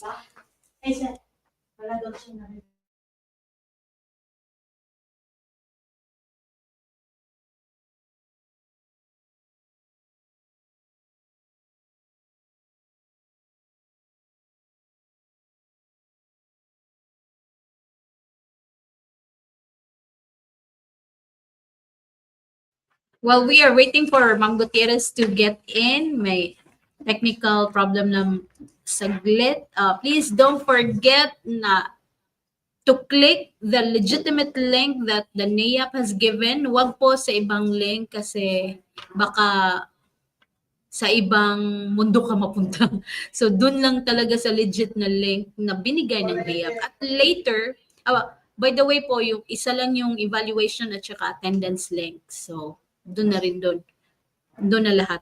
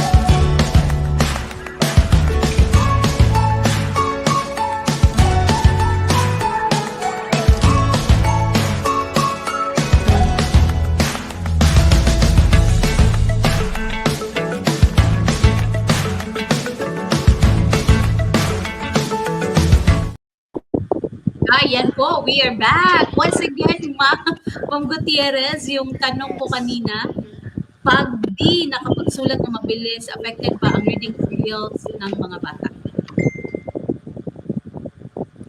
Dalawa yun, no? Medyo heavy ang tanong na yan. May reading skill yung bata. Let me unpack the question.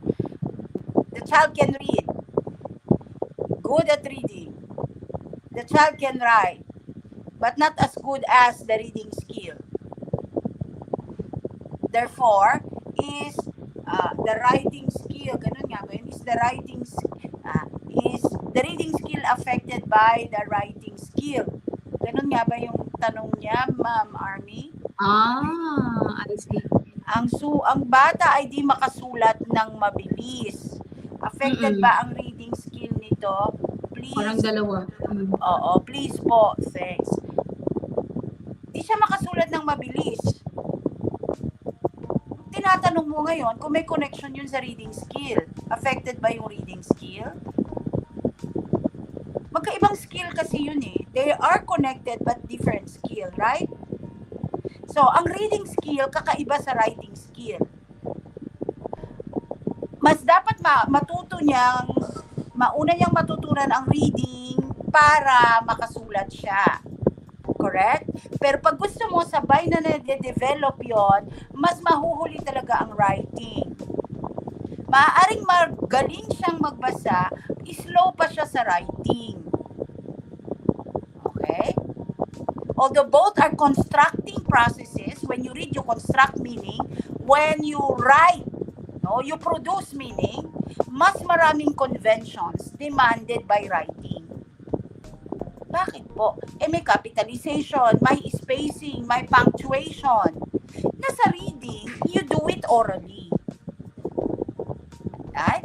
You read, you teach it orally, particularly the decoding, but later on you want to connect it with composing. Do not expect that the reading proficiency is equal to writing proficiency of our students, even ourselves. Actually, we may be good or better at reading than in writing. We can read, but we do not always write. Yes? But writers are always readers.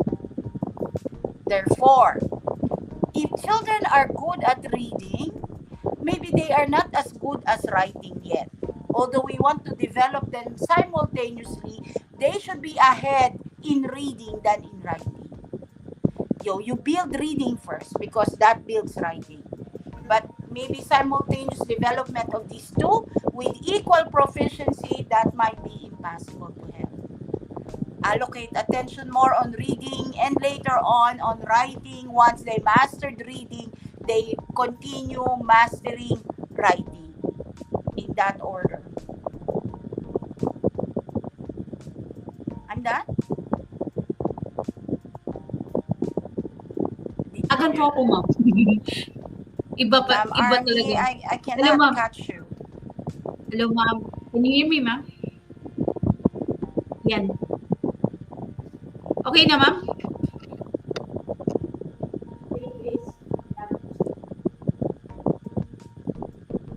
Ma'am Army, you are lucky. Hello, ma'am. Can you hear me? Yes, now. Okay.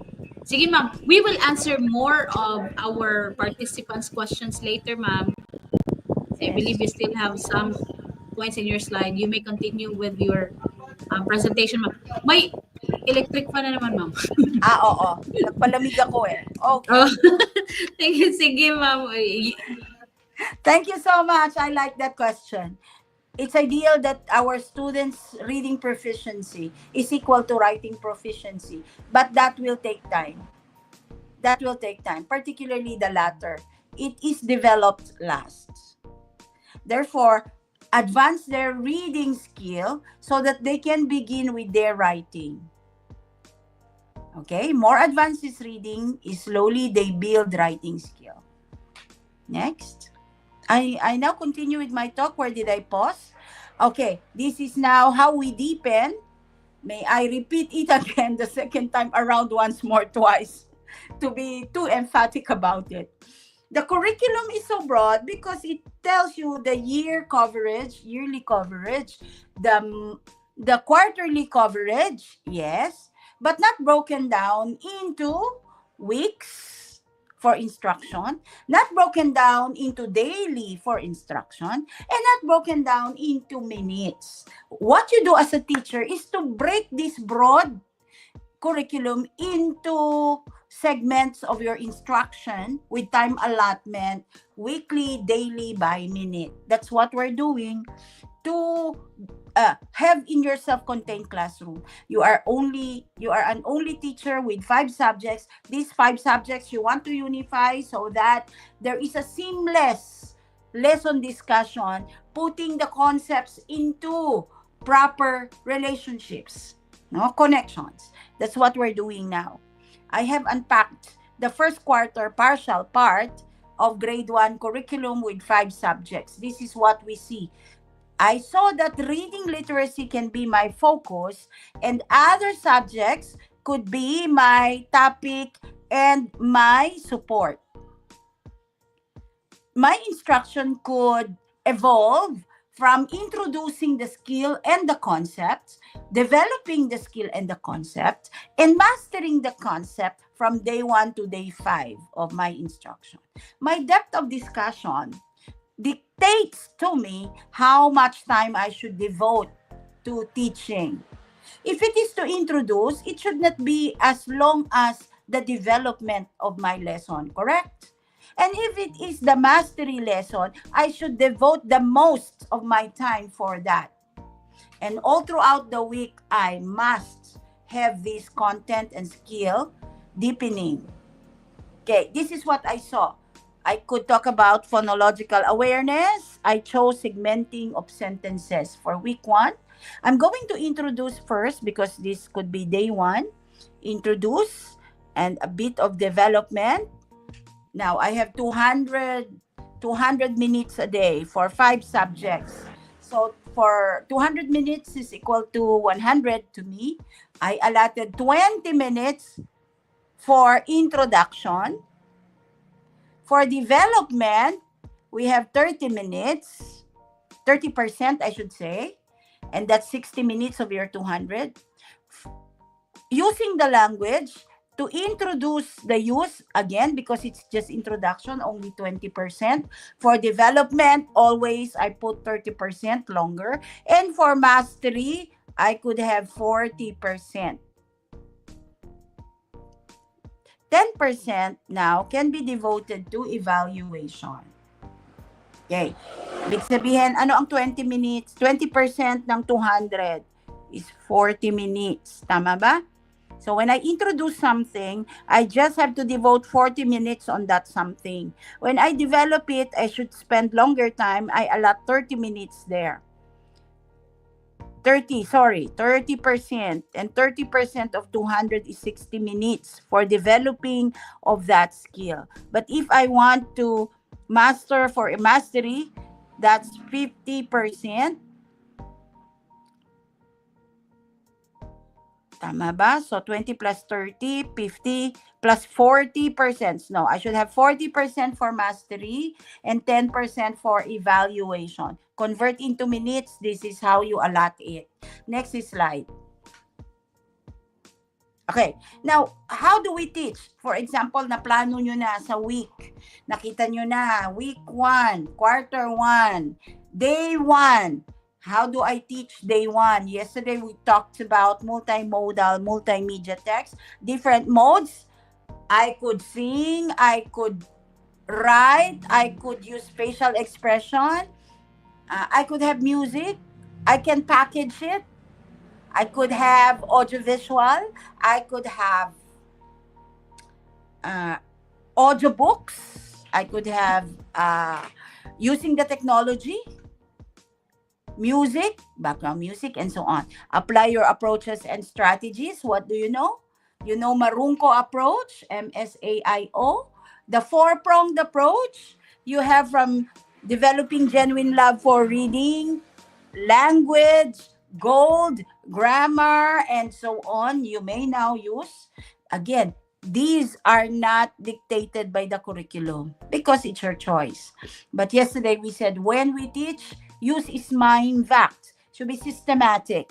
motivating, using explicit instruction with teacher modeling, putting together your visual, auditory, kinesthetic, tactile senses so that students are exposed to a lot of engaging stimuli to learn as you introduce, as you develop, and you lead them to master certain skills.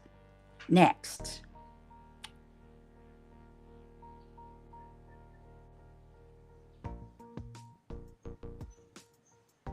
Okay. Pinakita ko sa inyo, quarter 1. Paano i-unpack? Nakita nyo na sa week. Ngayon, ma'am, day 1 na. Week 1. Day 1, kunyari tapos na kayo sa mga kung ano-ano. Day 1 of weekly plan. This is now your formal plan of instruction. When will it happen? Perhaps this is August, week 1, quarter 1. When you look at the curriculum, your specific topic from phonological awareness is segmenting sentences and segmenting words. Segmenting sentences, you just say the sentence, I love you. I love you. Segment. What's the first that you hear? I. Second, love. Third, you. That's how you segment. So, there are 3 words in that sentence. I, love, and you. Segmenting words in a sentence. Segmenting words. When I say ball, ball, tell me the sounds you hear. Ball, ball. What are the sounds you hear? To be technical about it, you hear how many? Okay? When I say knee, knee or knees, knees. How many do you hear? Knees. How many sounds?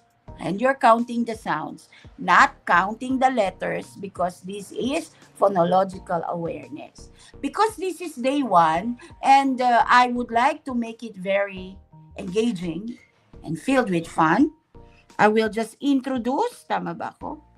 Introduce. The depth of discussing that topic will only introduce. I will not dig deep into it. Will allot only 20 minutes for introduction, right? Take note. Pag in-introduce nyo, 20% lang. Pag dinevelop nyo na, magiging 30%. 50 na yon. Pag minaster nyo na, dadagdagan nyo lang ng 40 minutes. Mas marami. So 90 lang yon. Kasi may 20 minutes ka or 10% always for your evaluation, whether formal or informal. Okay, I'm going to introduce segmenting sentences. I will spend only 40 minutes there. Actually, mahaba. Boring for children if you use 40 minutes simply counting and without any variation, without multimodality and multimedia. So, what you have in mind for your learning activity is do the chanting for this, clapping and counting. You know chants, right? And then what I added here is when you do your plan, you make sure that your classroom has different centers. You have a floor plan for your classroom. Anyway, you're teaching all the subject areas. All these areas should be present in your classroom structure. What I mean by structure is arranging your classroom in such a way that you have centers for each of the learning areas. What I suggest here is for your reading literacy center, you may call it free read center. May tanong ba kayo sa floor plan or physical structure of your classroom? Ma'am, ang dami kong klase. Ma'am, ang liit ng classroom. Ma'am, siksikan kami. Okay.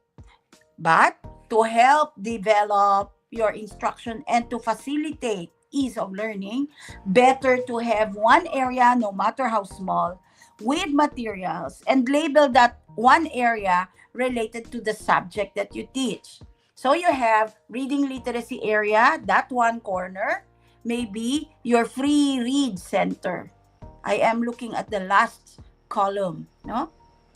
For grade 1 class, or at least for key stage 1, kinder to grade 1, have centers. By center, I mean one area in your classroom where it concentrates only on supporting the learning of one content area. So for reading and literacy, you have free read center. You have lots of books there. You give time for them. Go there if you want to do that and do free reading. Choose whatever you want to do. So in here, you must have book flooding, a lot of books appropriate for them. Free time reading. Do your drop everything and read in here. Okay, next. Another center, not yet, sir. Another center is your Tech Talk Center. Para sa ang subject, kaya ang Tech Talk Center. Language. Okay, now we're using one center, but with the use of technology, the integration of technology. Remember the practices last time? There are 5 practices. Oral and visual is one, which could be in your free read center. Then you have integration of new technology. Then you have reading and writing. Leisure activity. They could do Tech Talk Center where you have audiobooks, you have episodes from different software where they watch and talk, follow and talk. Another is you have country trip. For what subject is this? This is makabansa. Tungkol ka sa sarili, tungkol sa describing physically, pwede siguro sa country trip, sa ang lugar, may kakaiba, may unique na pamayanan ng mga Pilipino. Punta doon. And then, the values here, value me, self-confidence. This could simply be sentence completion. You want them to do sentence completion. One center, you have their areas. One area for values ed, where you have the central focus. This is self-confidence, the many ways how self-confidence may be reflected. So weekly or monthly, depending on how you plan it, mahirap pagka weekly, no? Palit kayo ng palit. Pero pwede namang monthly, depending on what you write, what you put in your different centers. That's what I mean. So, kung babalikan nyo is sa PPST, ang domain natin ay learning environment. That environment is structuring your activities and your classroom. One is structure, devote a center for each of the subjects. And in each subject, think of a catchy title. Ako lang umisip ng free read center. Reading ko yan. Sa Tech Talk, that's language use. Country trip, that's for my makabansa. Value me, that is for my values ed. Ang kulang ko ay math center. I could have count me in. It could be count me in for math. You have shapes. Anong tawag doon? Manipulatives, correct? Shapes, colors, numbers present there. Expose, rotate. You want to differentiate? You may divide the class into 5. One for each center, where they rotate. 10 minutes, you go here, then we rotate. Another center, then we rotate. This is just for exposure and for introduction, if that's what you want. All in all, you have differentiated instruction as well, with the affordance of the different centers in your class. Yes, I know it takes time. That is not how your classroom looks. Yes. You don't have a... Yes. But you may start preparing when we roll out our curriculum. Today, until when you can prepare. Moving on. Okay. So when I say chanting or rhyming or making it fun-filled, I added here a song, and this is for math. Do you see here talking about the family? Yes. How do you know? There is dad, there is mom, and only child. Why is it math? Obviously, this is 1 and 1 and 1. What is language here? Talking about family, using am, using I am, yes. Using and, correct. What about for your phonological awareness? Counting the sentences. I have one dad, I have one mom, and I am an only child. Count. Focusing more on alphabetic segmenting. Dad. How many sounds do you hear? Dad. Okay? The first sound, d. Put together, dad. Let's change the first d with d with What becomes the word? Bad, and many more. Okay, for example, we invent this song just to teach 1 to 3 as the math focus of your week 1, day 1. Phonological awareness, using language, talking about oneself. So how do you sing the song, children? I have one dad, I have one mom, and I am an only child. 1 and 1 and 1 is 3. Our family is only 3. This could be your text, short sentences, yes. How many sentences? 1, 2, 3, and yes, for grade 1. Can I use it for chanting? Yes. So we repeat the song, and you can invent. You can create. I have one dad, I have one mom, and I am an only child. 1 and 1 and 1 is 3. Our family is only 3. So use, you sing, you act, you dance, show facial expression, have some pictures, do the TV. Wow, I like learning in my grade 1 self-contained class. I put together here my language, my reading, my values, maybe later on, no, for deepening of that concept about family. Ano pa? Math, definitely. And self-confidence, maybe. You can process what an only child feels, and so on. So this is one example that you can work on, creating your own simple, short, easy text anchored on the unified weekly lesson divided into learning episodes. So far, syempre, bago ang curriculum, wala pang instructional materials na ganyan. Pwede niyong gawin. May division kayo, may lock kayo, mag-unpack kayo ng curriculum. Tayong mga grade 1, aralin nga natin, mag-agree nga tayo. For grade 1, ganito tayo aatake. Para pare-pareho tayo. Tingnan nga natin. No? Kailangan ng collaborative expertise. Team teaching tayo. No? Pwedeng ganon. Pwede si teacher, dahil pare-pareho ang plan nila, o pagka math na ako, nandito na ako sa introduction, pwedeng mag-swap tayo. Kasi team teaching naman tayo, pareho naman ang discussion natin, magkakasunod, pwede tayong mag-team teach. Pag math na, pasok ka kaya. O kung ako lang yan, di ganito ang plano natin. Okay? Kayo na ang magproseso niyan. Next. Okay, this is an activity. Tapos na ako sa day 1. Day 1 ko, introduce lang, di ba? Inintroduce ko lang ang ang counting, 1, 2, 3. Hindi ko muna sila pag-add. Basta alam lang nila, ganito ang 1, ganito ang 1. Alam nyo syempre, ang difference between when you introduce, when you develop, and when you master. Develop is not as long as, not as difficult as mastery. Mastery is not, or development. Development is not as difficult as mastery. Not as long as.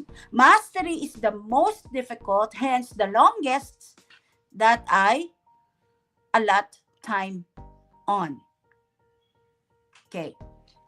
Let's pause for an activity. I have here a matrix. So you have already unpacked quarter 1. And you are making now your daily plan. And this is 3rd day of your learning episode, week 1. Nung una, ang pinag-usapan nyo, counting, tungkol sa family, tungkol sa self-confidence, 1, 2, 3, okay. 3rd day na. 3rd day,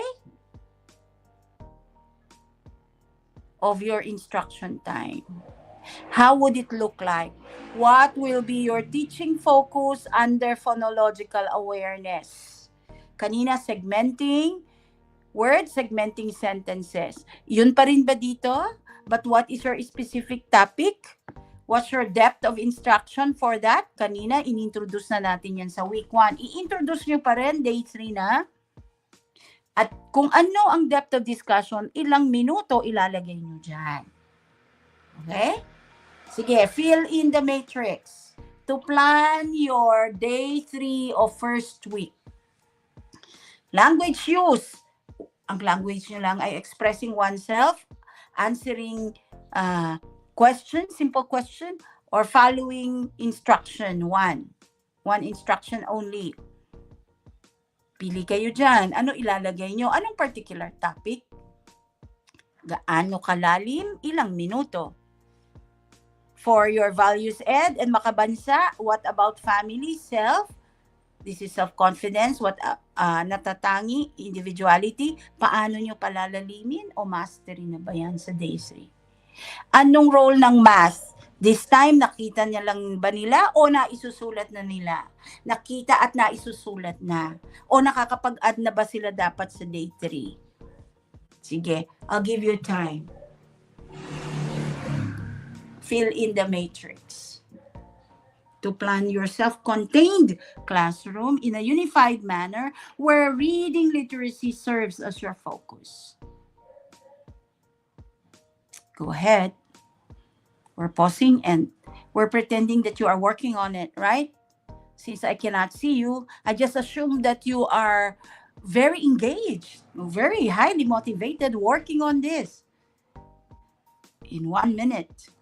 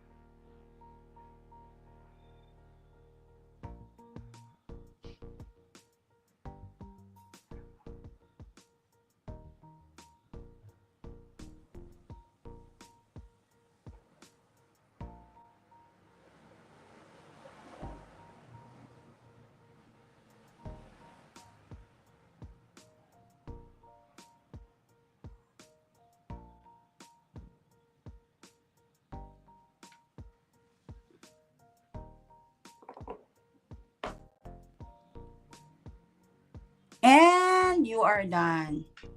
Assuming you have finished. Again, there are 3 levels of deepening your content: skill, concept, development. Introduction, meaning you introduce it, or you develop it, or you master it. They are not of equal footing. No, they are of varying degrees of difficulty and depth. And as such, it dictates the time allotment that you give for discussion. If it is to introduce, allot only 20%. If it is to develop, 30%. If it is to master, give 40%. So you have 90%. You have remaining 10. Do that for informal, formal, multisensory evaluation. Okay? Cognitive or multisensory, depending on what you want to have. Ulit, wala yan sa curriculum. Ang nasa curriculum, content and topics and skill. Ito ngayon ang ating sample. Let's show the sample answer.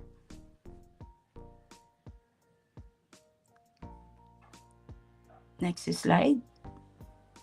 Yan. Ano masasabi nyo? Tama o mali? Context, day 3. Day 3 is not introduction anymore of your reading skill. Siguro yung iba gusto nyo pa na introduction pa din, but your reading skill should not be intro anymore because day 3 already, midweek. Tama ba siya? Perhaps this is a Wednesday. Still, you want to talk about phonological awareness because reading literacy is your focus. Particularly, your topic is on segmenting sentences, segmenting words, 3-word sentences, 3 sounds in a given word. Depth of instruction. Do you agree? Wednesday, 3rd day, introduction of the skill again? No, not anymore. Yes, it could be develop. Oh, develop muna. Later on, perhaps Thursday is mastery. Or you want to have here your depth of instruction under phonological awareness, it should be developed towards mastery. Dapat mas mahaba na ang time ko dito. Hindi naman pwedeng paulit-ulit. I have one, that, do, Siyempre, other words. So right here, what are those exposures that you provide your learners? Again, this is to develop. Tama ba na 40% siya? At 40 minutes? It should be 30. So, 30 plus 20. Mag-50% na ba siya? Because it's development towards mastery. Therefore, 50%, 100 minutes. So, different exposures. Mahaba yan. So, because this is quite long, you could use the center again to revolve your different centers. Individual grouping, individual activity, revolve 20 minutes. They can share, they can talk, they can act. For your language use, for 3rd week, yes, thank you, Ma'am Anna Marie Valmoria. That exactly is my point. That for day 3, start the mastery. So day 1 could be introduction, day 2 intro development, day 3 development mastery, day 4 mastery, day 5 evaluation. Thank you, ma'am. So mali ang sagot niya, no? Nasa day 3 ka na. Bakit nag-i-introduce ka pa nito? Ano, panay intro? Walang lalim. So, wrong. Okay. Mali na rin ang time allotment niya. So, dapat to ay 50%, 100 minutes. Mahaba. Use your multimodal, multimedia, SMIME, VACT. What visual, auditory, kinesthetic, tactile activities may be had given 100 minutes simply for your teaching focus? What about for language use? Describing me physically, language. I am tall, I am black, I have short hair. Is it still to introduce for language? Maybe deepening this now, development. Development for your content. So nakikita nyo, anong kaibahan? Pareho nga yung topic, pero lumalalim na dadagdagan. Huwag day 1 pa lang, sama-sama lahat na gusto nyong ma-master niya. May week ka naman to cover everything. Okay? So, as teachers, we have several affordances. Pwede pa lang ako na ang mag-ayos-ayos at magtagni ng aking curriculum para sa self-contained classroom ko. Pwede pa lang pagpasyahan ko na yung 200 minutes, total ako lang, mag-ata-atado na ako. No? Paano yan? And then, under math, I can do it. Mali din, dapat hindi na siya introduce. For major support, family, how many? 1, 2, 3. I have one, Dad. I have one. Okay. Sige, kung all throughout the week yun. Ano nang skill nila sa math? Talking about small family. Alam na nila isulat ang 1. Pwede ka nang mag 1 plus 1 is 2. Pwede ka nang addition lang sila. 1 plus 1 plus 1 is 3. Hanggang 3 ka lang sa week 1 mo. Pero kung gusto mo hanggang 5, planuhin mo siya. Ikaw kasi ang nagde-decide. Basta sabi ng curriculum for first quarter, 1 to 10. First to 10. 1 to 100. Ma'am, 3 lang ngayon. Parang konti yan sa math kung 1 to 100. Ilang araw kayo sa first quarter? 8 times 5. May 40 days kayo sa isang quarter. Tama ba? Give or take. 40 days, i-divide ko ma'am sa 100. So, dapat tigta-tatlo. Bawat araw matutunan nila. So, ganun nyo siya paplanuhin. Kung tigta-tatlo, kulang ma'am itong 1 to 3 the whole week lang. Dapat sa math ko, 1 to 3. Dapat 3 numbers. 3 times 5. Dapat, ang week 1 ko, 1 to 15 na kaagad. Kasi 1 quarter lang yun eh. Sabi niya, yung 100, i-divide ko sa isang quarter. Hindi pwedeng isa lang maituro ko a day. Kukulangin. If that's how you look at that curriculum for first quarter. Kaya, ikaw ang math, ikaw ang language teacher, ikaw ang makabansa teacher, ikaw ang values ed teacher, ikaw ang teaching focus, mag-isa ka lang. Pag-isahin mo rin yung plano mo, pag diniskas mo ang mga konsepto na magkakaugnay at ang kasanayan na pwedeng ipamalas sa pagtalakay ng mga kasanayang iminumungkahi bilang gabay ng ating curriculum. Okay, let's say you're planning for, let's go, 1 slide back, sir, please. Week 1, day 5. Week 1, day 5. Evaluation na yun siguro, no? Day 4. Plan day 4. Specifically on particular topic. Let's assume that your focus is the same. But what topic for day 4? How deep is your instruction? Then how much time? Kanina, day 3, midweek. Day 4, towards the end. Let's say day 5 is your evaluation day. How does your week 1, day 4 look like?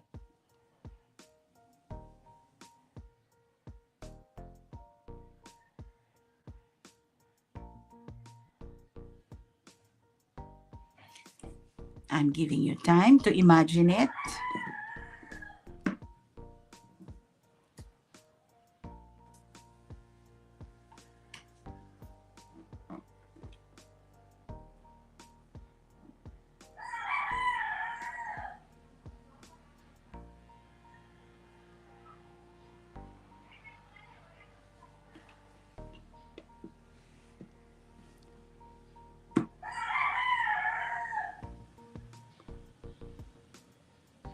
Okay, you're done.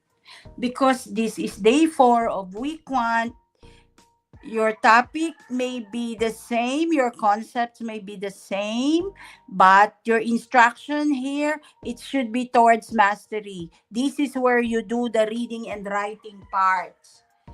They know the sound, they know the placement, they can segment, now they can write. I do not mean they can compose. I simply mean they can write.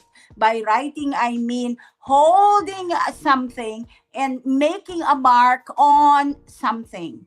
Whether a paper, whether it's a technology gadget, whether it's Manila paper, posted on the board, or it is a paper, I simply mean get a pen, grab a pen, make a mark. That is your writing. Okay, where you do the encoding of the encode, or you want to have a syllable M-A.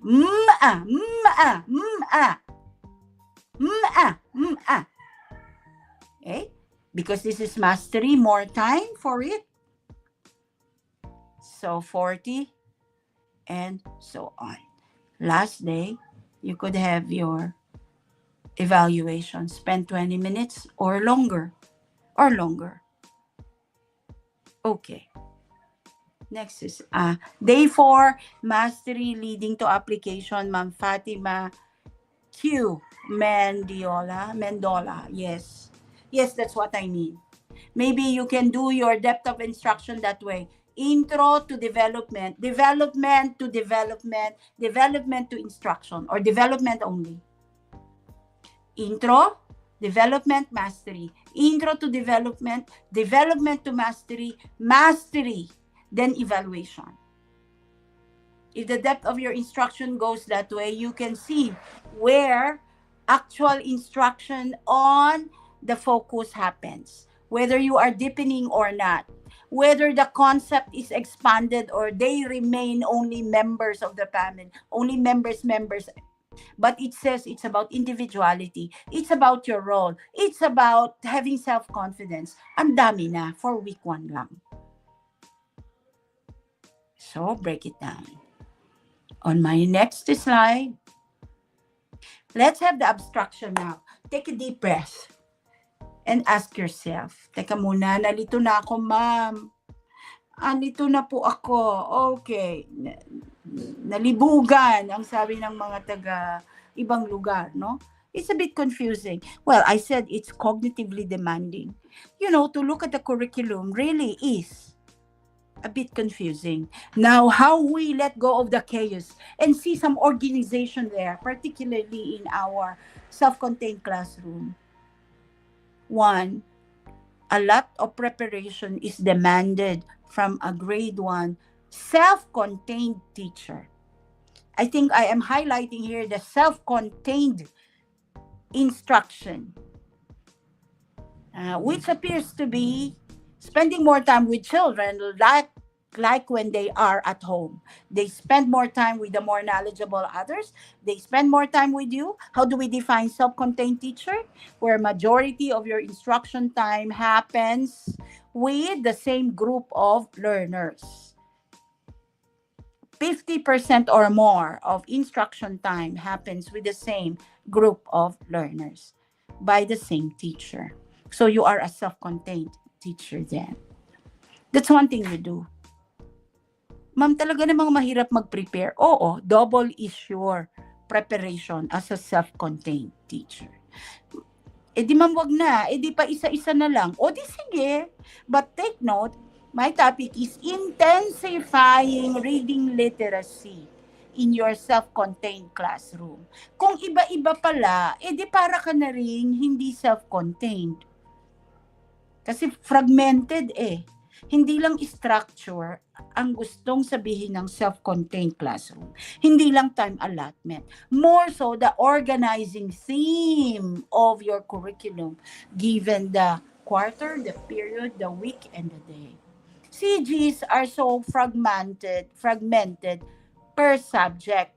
It's not a criticism. It's a reality. There are 5 CGs for grade 1. So 1 for science, none in science. 1 for each subject.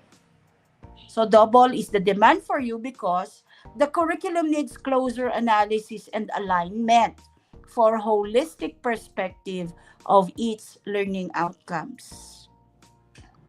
You want them to learn to read so they can read to learn quarter 3 or quarter 4 of your first grade. Next, reading literacy as core of the curriculum could help learners learn to read so they can read to learn and continue on as lifelong literate readers. You do not just teach decoding and comprehension of different concepts from the content areas, but more so you want them to be engaged, motivated readers as the first right. Learning to read pleasurably is the first right of our children in school, no matter what your curriculum is. Next.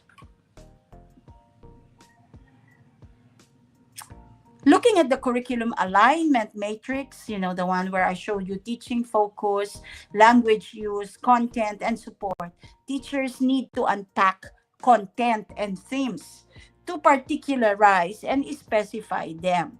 Your knowledge of reading and literacy helps you unpack your knowledge of math, your knowledge of self-confidence, your knowledge of individuality could help unpack these comprehensive contents present in our curriculum.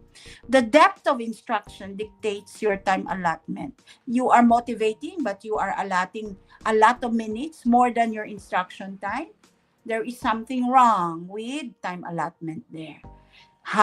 The depth of your instruction dictates how much time you spend for each. Your depth of instruction is deepening of the concepts and skills. Therefore, it should progress from you introduce, then you develop, and finally you master. You introduce the concept, you expand the concept, you attain mastery of the concept.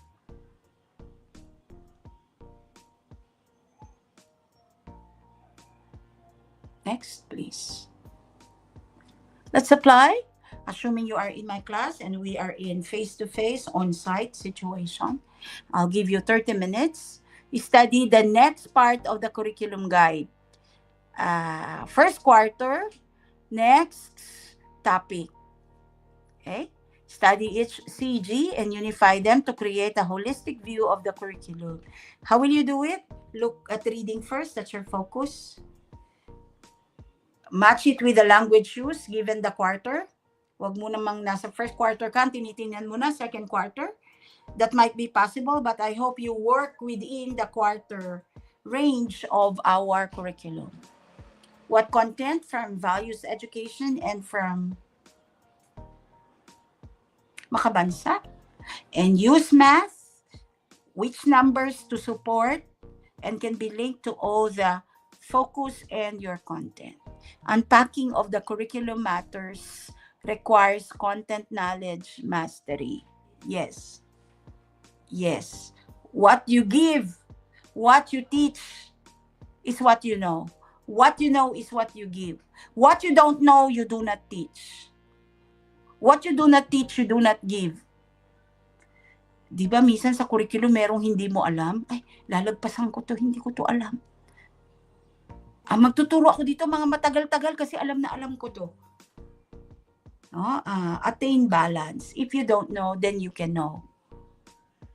That makes us teachers. We know pathways, how to learn things. If we do not know, we can know. Because according to Artaxerxes, he who knows and knows not that he knows. He who knows and knows that he knows is wise. Follow him. He who knows and knows that he knows is wise. Follow him. Next. I am now on the last slide. I think I am now into the warning, wrap-up, final word thing. Caveat. We teachers are polyphilic. Alam niyo yung poly, many, philic, love. We have many loves. According to Scott Hayden, teachers have 3 loves. Love for learning, love of learners, and the love of bringing the two together. We love learning, so we learn the curriculum.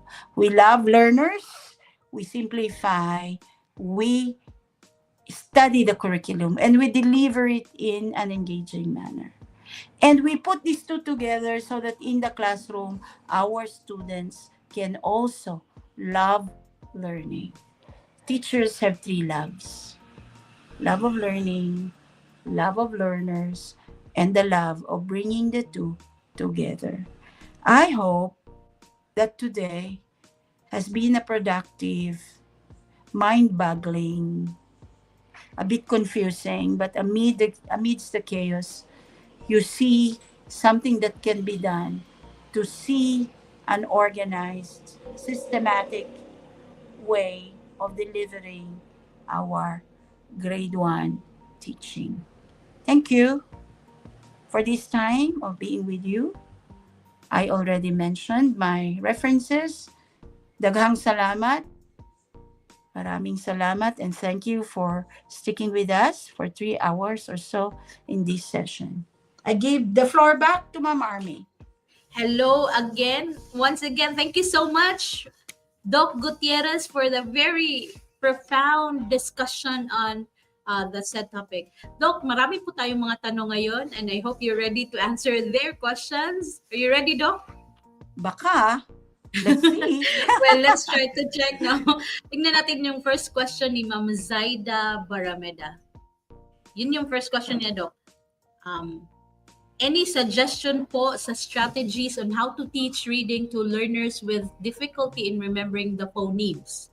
Newbie siya, grade 1 teacher. Okay, that's a cognitive demand. Memory is a cognitively based skill. Is it only remembering the sounds that is difficult for a child? Baka remembering in general. Baka remembering in general. No, kung remembering in general, ang atake mo is practice to remember generally. Pero, hindi ma'am, alam niya kung saan siya nakatira. The child knows his name, can answer, can remember, therefore, it's not remembering, not the cognitive ability is the problem. It's the phoneme. Phoneme is sound. So remembering the sound. Is it, no matter whether it is segmenting, it is blending, is that the problem? You begin first with practice on phonemes with invented words and not meaningful words. Invented words. Pram, pram, bram, bram, krem, krum. Mga ganun muna, not meaningful words. Just for fun, maybe chanting. And then you slowly go to phonemic awareness skills. Segment. Have you gone through all those 5 major skills of phonological awareness? Counting syllables, wag nyo muna. Minsan kasi sinasabay na natin yung phoneme at grapheme. We have the and this is how you write it. This is the and this. Wag muna. For children with memory problem, one at a time. One stimulus at a time. One phoneme listening. Listening to several sounds, comparing, contrasting the sounds. When mastered, go to another phonemic awareness, segmenting the sounds. Go to next, blending the sounds. Go to next. Before showing, delay the grapheme, focus on the phoneme. A lot of exercises on listening, to the sounds. Ma'am Army? Yeah po. Agree po, Doc. Ang hirap ituro na pag phoneme. Basta, lalo na pag grade 1. Oh, pero pinaka-natural yon kasi yun ang unang naririnig. Yung sound ang unang na-expose. Sa tiyan pa lang nakakarinig na sila. And they make sense of the sound. No, boses ba ng nanay ko to? Hindi lang natural kasi you do not break the sounds in reality. You do not say hindi naman. Strings of sounds together, but when teaching reading, you isolate each sound, put together and attach meaning and try to put that meaning and decoding at the same time.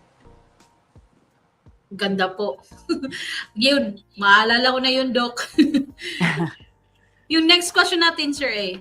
Flash. Ito yun, Doc. Doc Mary, in dialect pa, manguta na. Should like to ask question to effect reading and literacy in the classroom with diversified learners. Okay lang po ba, Doc, na teacher will translate into Filipino or Tagalog or into language na masabtan? Like ma-understand, like a sentence analysis. Na naay objective sa inferring, okay lang ba na mag-translate ang teacher? Daghang salamat, Doc. Parang code switching or translation? From SDO Palau. I think one thing beautiful about the new curriculum is you are allowed to choose MOTL. Your medium of teaching and learning. It does not say, kaya ang title niya ay language, di ba? Sinabi ba niya Filipino language? Sinabi ba niya English language? It's language. No matter the language, for as long as it's the concept that you pass on and you develop oracy. In short, translanguaging, making use of several languages as resources, may be used as MOTL. Pag sinabi niya language, so whatever language facilitates learning, use it as a resource. Not as a content, but as a resource. for conceptual development and reading literacy immersion. So, agree, use as many languages as you are comfortable and can understand.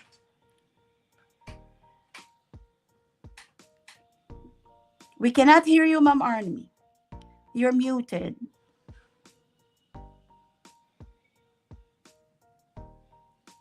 Ma'am Army, you are muted. Hello ma'am. I'm back. Tama yun, ma'am. Minsan, pag language kasi talagang yung most comfortable language minsan nagagamit natin sa classroom. Yes. Although ang topic ko ay English, di ba? Mm-mm, Mine is English, but there's no subject specific English in grade 1 class. It says language. What's the language of your classroom? What's the language of your locality? Use that language.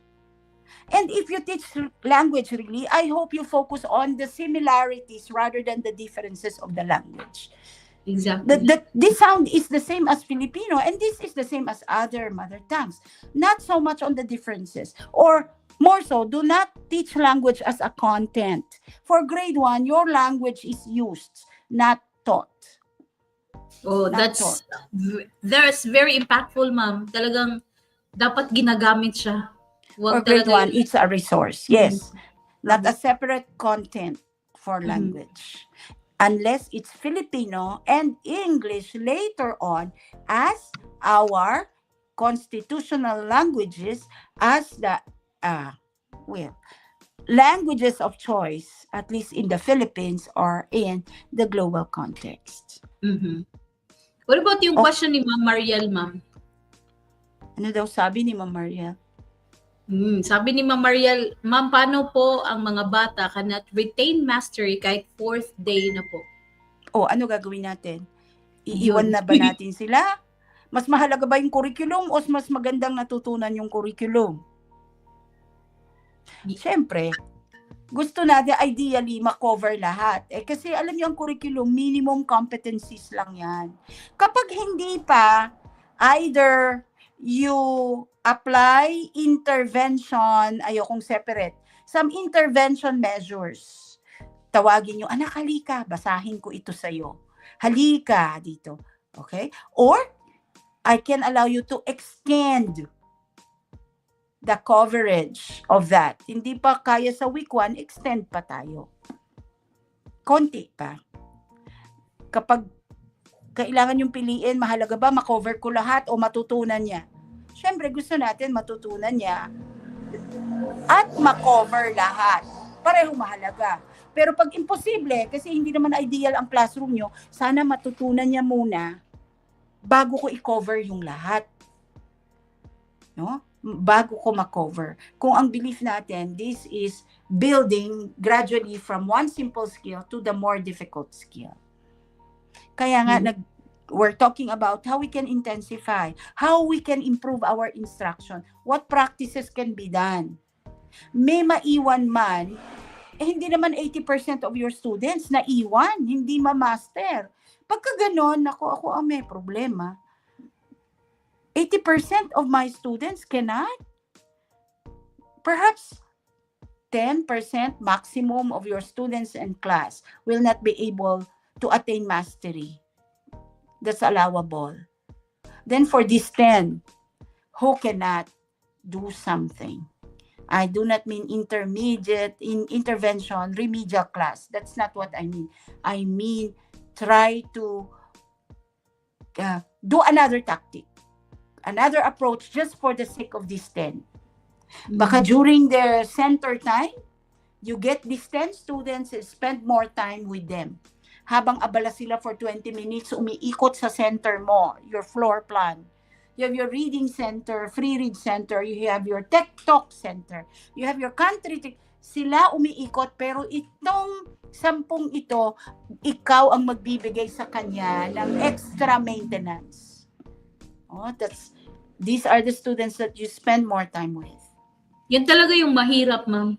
Pag may time frame na kailangan mo talagang i-finish yung task na meron time, ang hirap.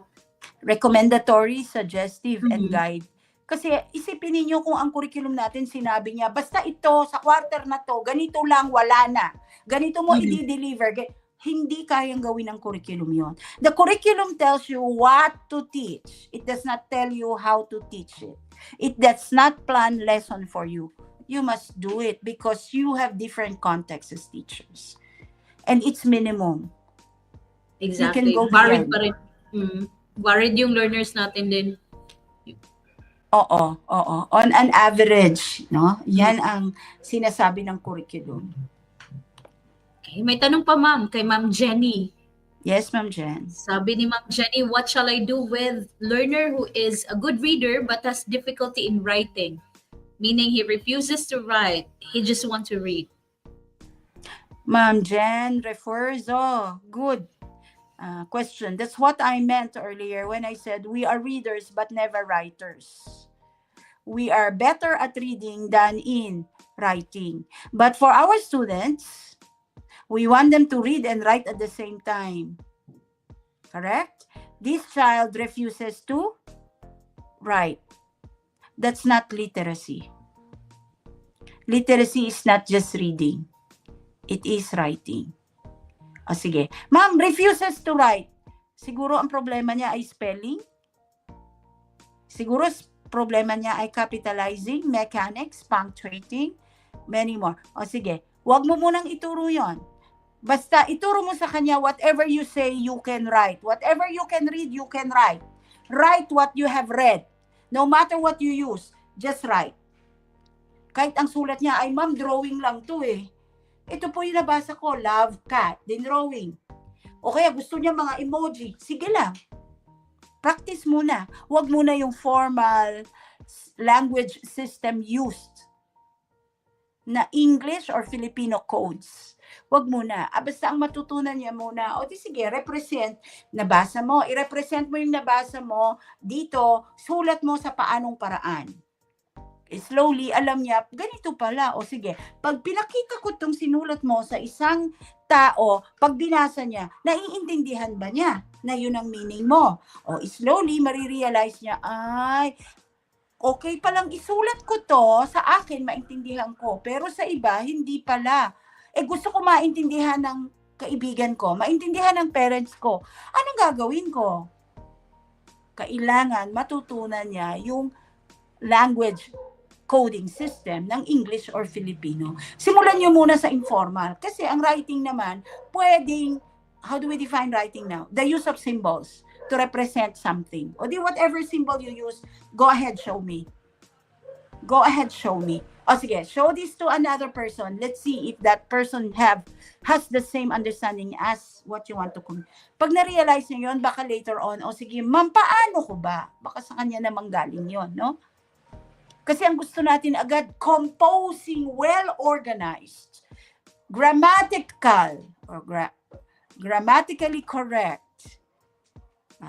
with content, proper expression, command of language. Pinakamahirap ang writing. Ako nga, mas gusto ko rin magbasa kaysa magsulat. Pero, hindi pwedeng nakakasulat ka nang hindi ka marunong magbasa. And writing differentiates us from animals. Siguro nakakaintindi sila. Oo, alam nila ang code, naiintindihan. Yes, but they may not be able to write like we do. Use one language system to communicate the ideas other than speaking. Tama. Ma'am, what are the most important things that we should remember about your topic for this morning? Okay. Your self-contained classroom delivers different subjects. How can you unify the subjects? What do you do so that they are not so fragmented, not so different one to another? You can see their close affinity. You can deepen the discussion of your content and skill. You can You can unpack first the curriculum to specify what particular skill will be my focus for a week, for a day. and use your time properly depending on the level of difficulty of discussing your topic. That way, it's easier to justify why you do the things you do in your self-contained classroom. Oh, well said, ma'am. What about our parents, ma'am? What kind of support shall they be able to give to their children, No, especially on intensifying reading literacy? last time I said parental involvement is still a wishful thinking in Philippine setting, because perhaps sometimes parents consider their participation only when there's contribution, when they need to pay money, when they attend meetings, when they, oh no. You can use them as your support by having them do a role playing. You should know the demography of the parents.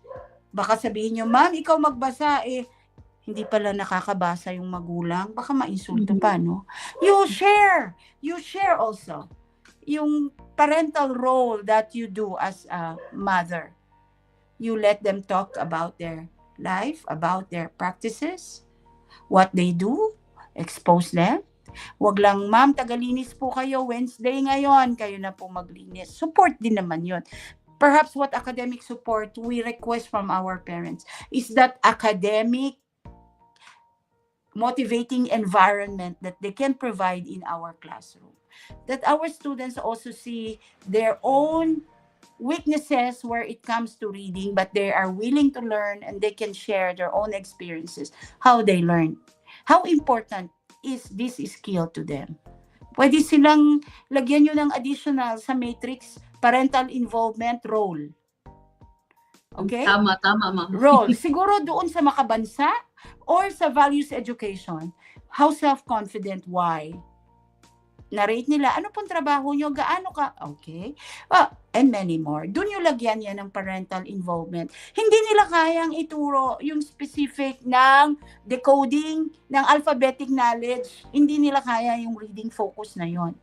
Pero sa concept development on individuality, confidence, they can talk, they can, model how they write their own story, making me book, pakita nila, anong drawing nila, anong doon, ikwento. They produce their own story and their book based on their own experiences as a model. Hindi siguro mahirap sa parents yun. Particularly kung di siya nakakasulat, di pakita nyo rin, pwede pong symbols lang, letters, emojis, colors, just to show how you write that idea on paper. Pwedeng May ganun pag-asa lang. pa tayo, ma'am, sa reading. Meron. Hindi tayo nawawalan. Palitan nyo na lahat ng curriculum, hindi mawawala ang reading. Pag inalis nyo ang reading sa curriculum, mahirap matutunan ang content areas. Meron yon. Naiiba-iba ang focus, naiiba-iba ang atake, pero yung reading skill, that decoding and comprehending meaningfully, it remains as a universal right of our students. Wow, ang ganda nun. Any message, ma'am, to our viewers that you would like to impart to them? Parang wala na, no? Kasi ako na nag-message. Lahat, mga 3 hours na akong nag-message. Please, gaano man tayo katanda sa teaching, let's pretend we enjoy it. If it's not a reality to you, we can pretend. For the sake of our students, that is so contagious. I know we bear our own crosses at home, compounded by school problems, difficulties, dealing with whatever. But please, when you face your classroom, you're an actor. You pretend. You show that you love and you like them. In the end, students remember not what we teach, but how we value them. They remember how we value them. We teach students, we do not teach contents alone. Wow, ang ganda nun, ma'am. Super ganda talaga yung last statement ni ma'am. Thank you so much, ma'am, for your time. Napakagaling ng ating resource person. Mula pa kahapon, ma'am. Thank you so much. In fact, our engagement today, our views, umabot na ng 300,000 plus views. Congratulations again, ma'am. Congratulations, everybody. Thank you for hanging on, Mhm. sticking it out here. O tunay po kayong nagbigay ng napakahalagang bahagi ng ating tagumpay for the masterclass at lubos kaming nagpapasalamat sa inyong Yes. dedikasyon at Thank pagbibigay ng you. inspirasyon sa lahat. Thank you po, ma'am. Yes, thank you so much. And of course, now we proceed to the awarding of certificate to our speaker who generously shared her knowledge and expertise with us today. On behalf of the entire organization, we extend our heartfelt gratitude for your time, dedication, and unwavering support for the purpose of this training. Your insights have truly made this session meaningful and inspiring. And of course, ma'am, as a token of our appreciation, we would like to present this certificate of recognition as a testament to your valuable contributions to this program. Please allow me to read the citation. Republic of the Philippines, Department of Education, National Educators Academy of the Philippines awards the certificate of recognition to Dr. Mary Ruth M. Gutierrez in recognition of her expertise as resource speaker during the conduct of the master classes for kindergarten, grade 1, 4, and 7 teachers across all learning areas on November 25 to 29, 2024. Given this 29th day of November 2024, signed Dr. Jennifer E. Lopez, Director 4. Congratulations! Virtual Thank clap you. for our speaker. Thank you so much, ma'am. Thank you. Till next time po, ma'am. I hope I can still engage. Of course. And thank you so much. May you continue to inspire more individuals, ma'am, with your expertise and, of course, in your future endeavors. Good luck, Thank ma'am. you. Yes. Thank Bago you. tuluyang magtapos ang ating morning session for today, maaari na nating sagutan ang ating daily evaluation link. As announced earlier, ito na rin po yung ating attendance link. Please do so. Please sign for day 2. This is already being flashed on your screen. Take a screenshot para hindi nyo makalimutan. Again, participants are reminded not to click any links that are found in the comment section or anywhere from a private individual. Dito lang po tayo sa link na naka-embed sa ating PowerPoint na at this moment. So you can already start evaluating.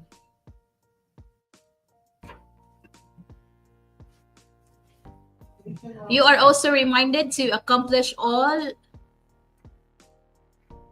our requirements so that you can get the CPD or the PRC approved online training. You can get the CPD points. Take a screenshot muna sa ating evaluation link.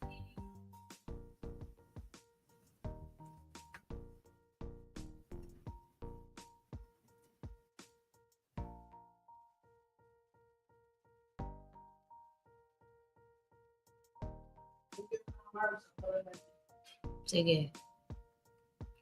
Muli, maraming salamat at hangad namin ang inyong patuloy na tagumpay sa inyong mga gawain bilang mga guro. Magkita-kita po tayo sa susunod na session natin mamayang hapon para sa master classes for kindergarten. And bye po for now. Ito po ang inyong tagapagdaloy, Ms. Army Christine Borinaga from SDO Mandaue City. Magandang tanghali sa ating lahat. Thank you very much. Shout out muna ako.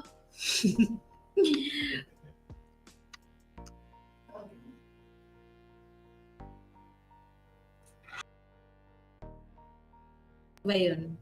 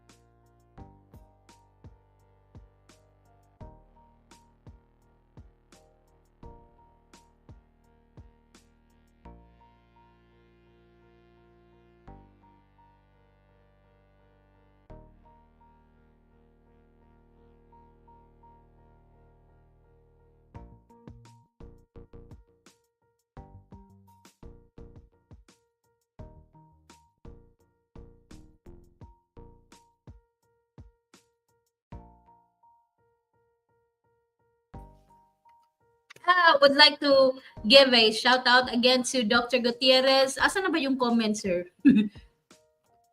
Nawala pa yung comment, oh. Thank you so much, Doc Mary Ruth.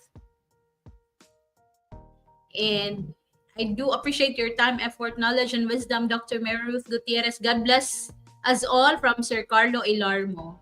Hi, Sir Carlo.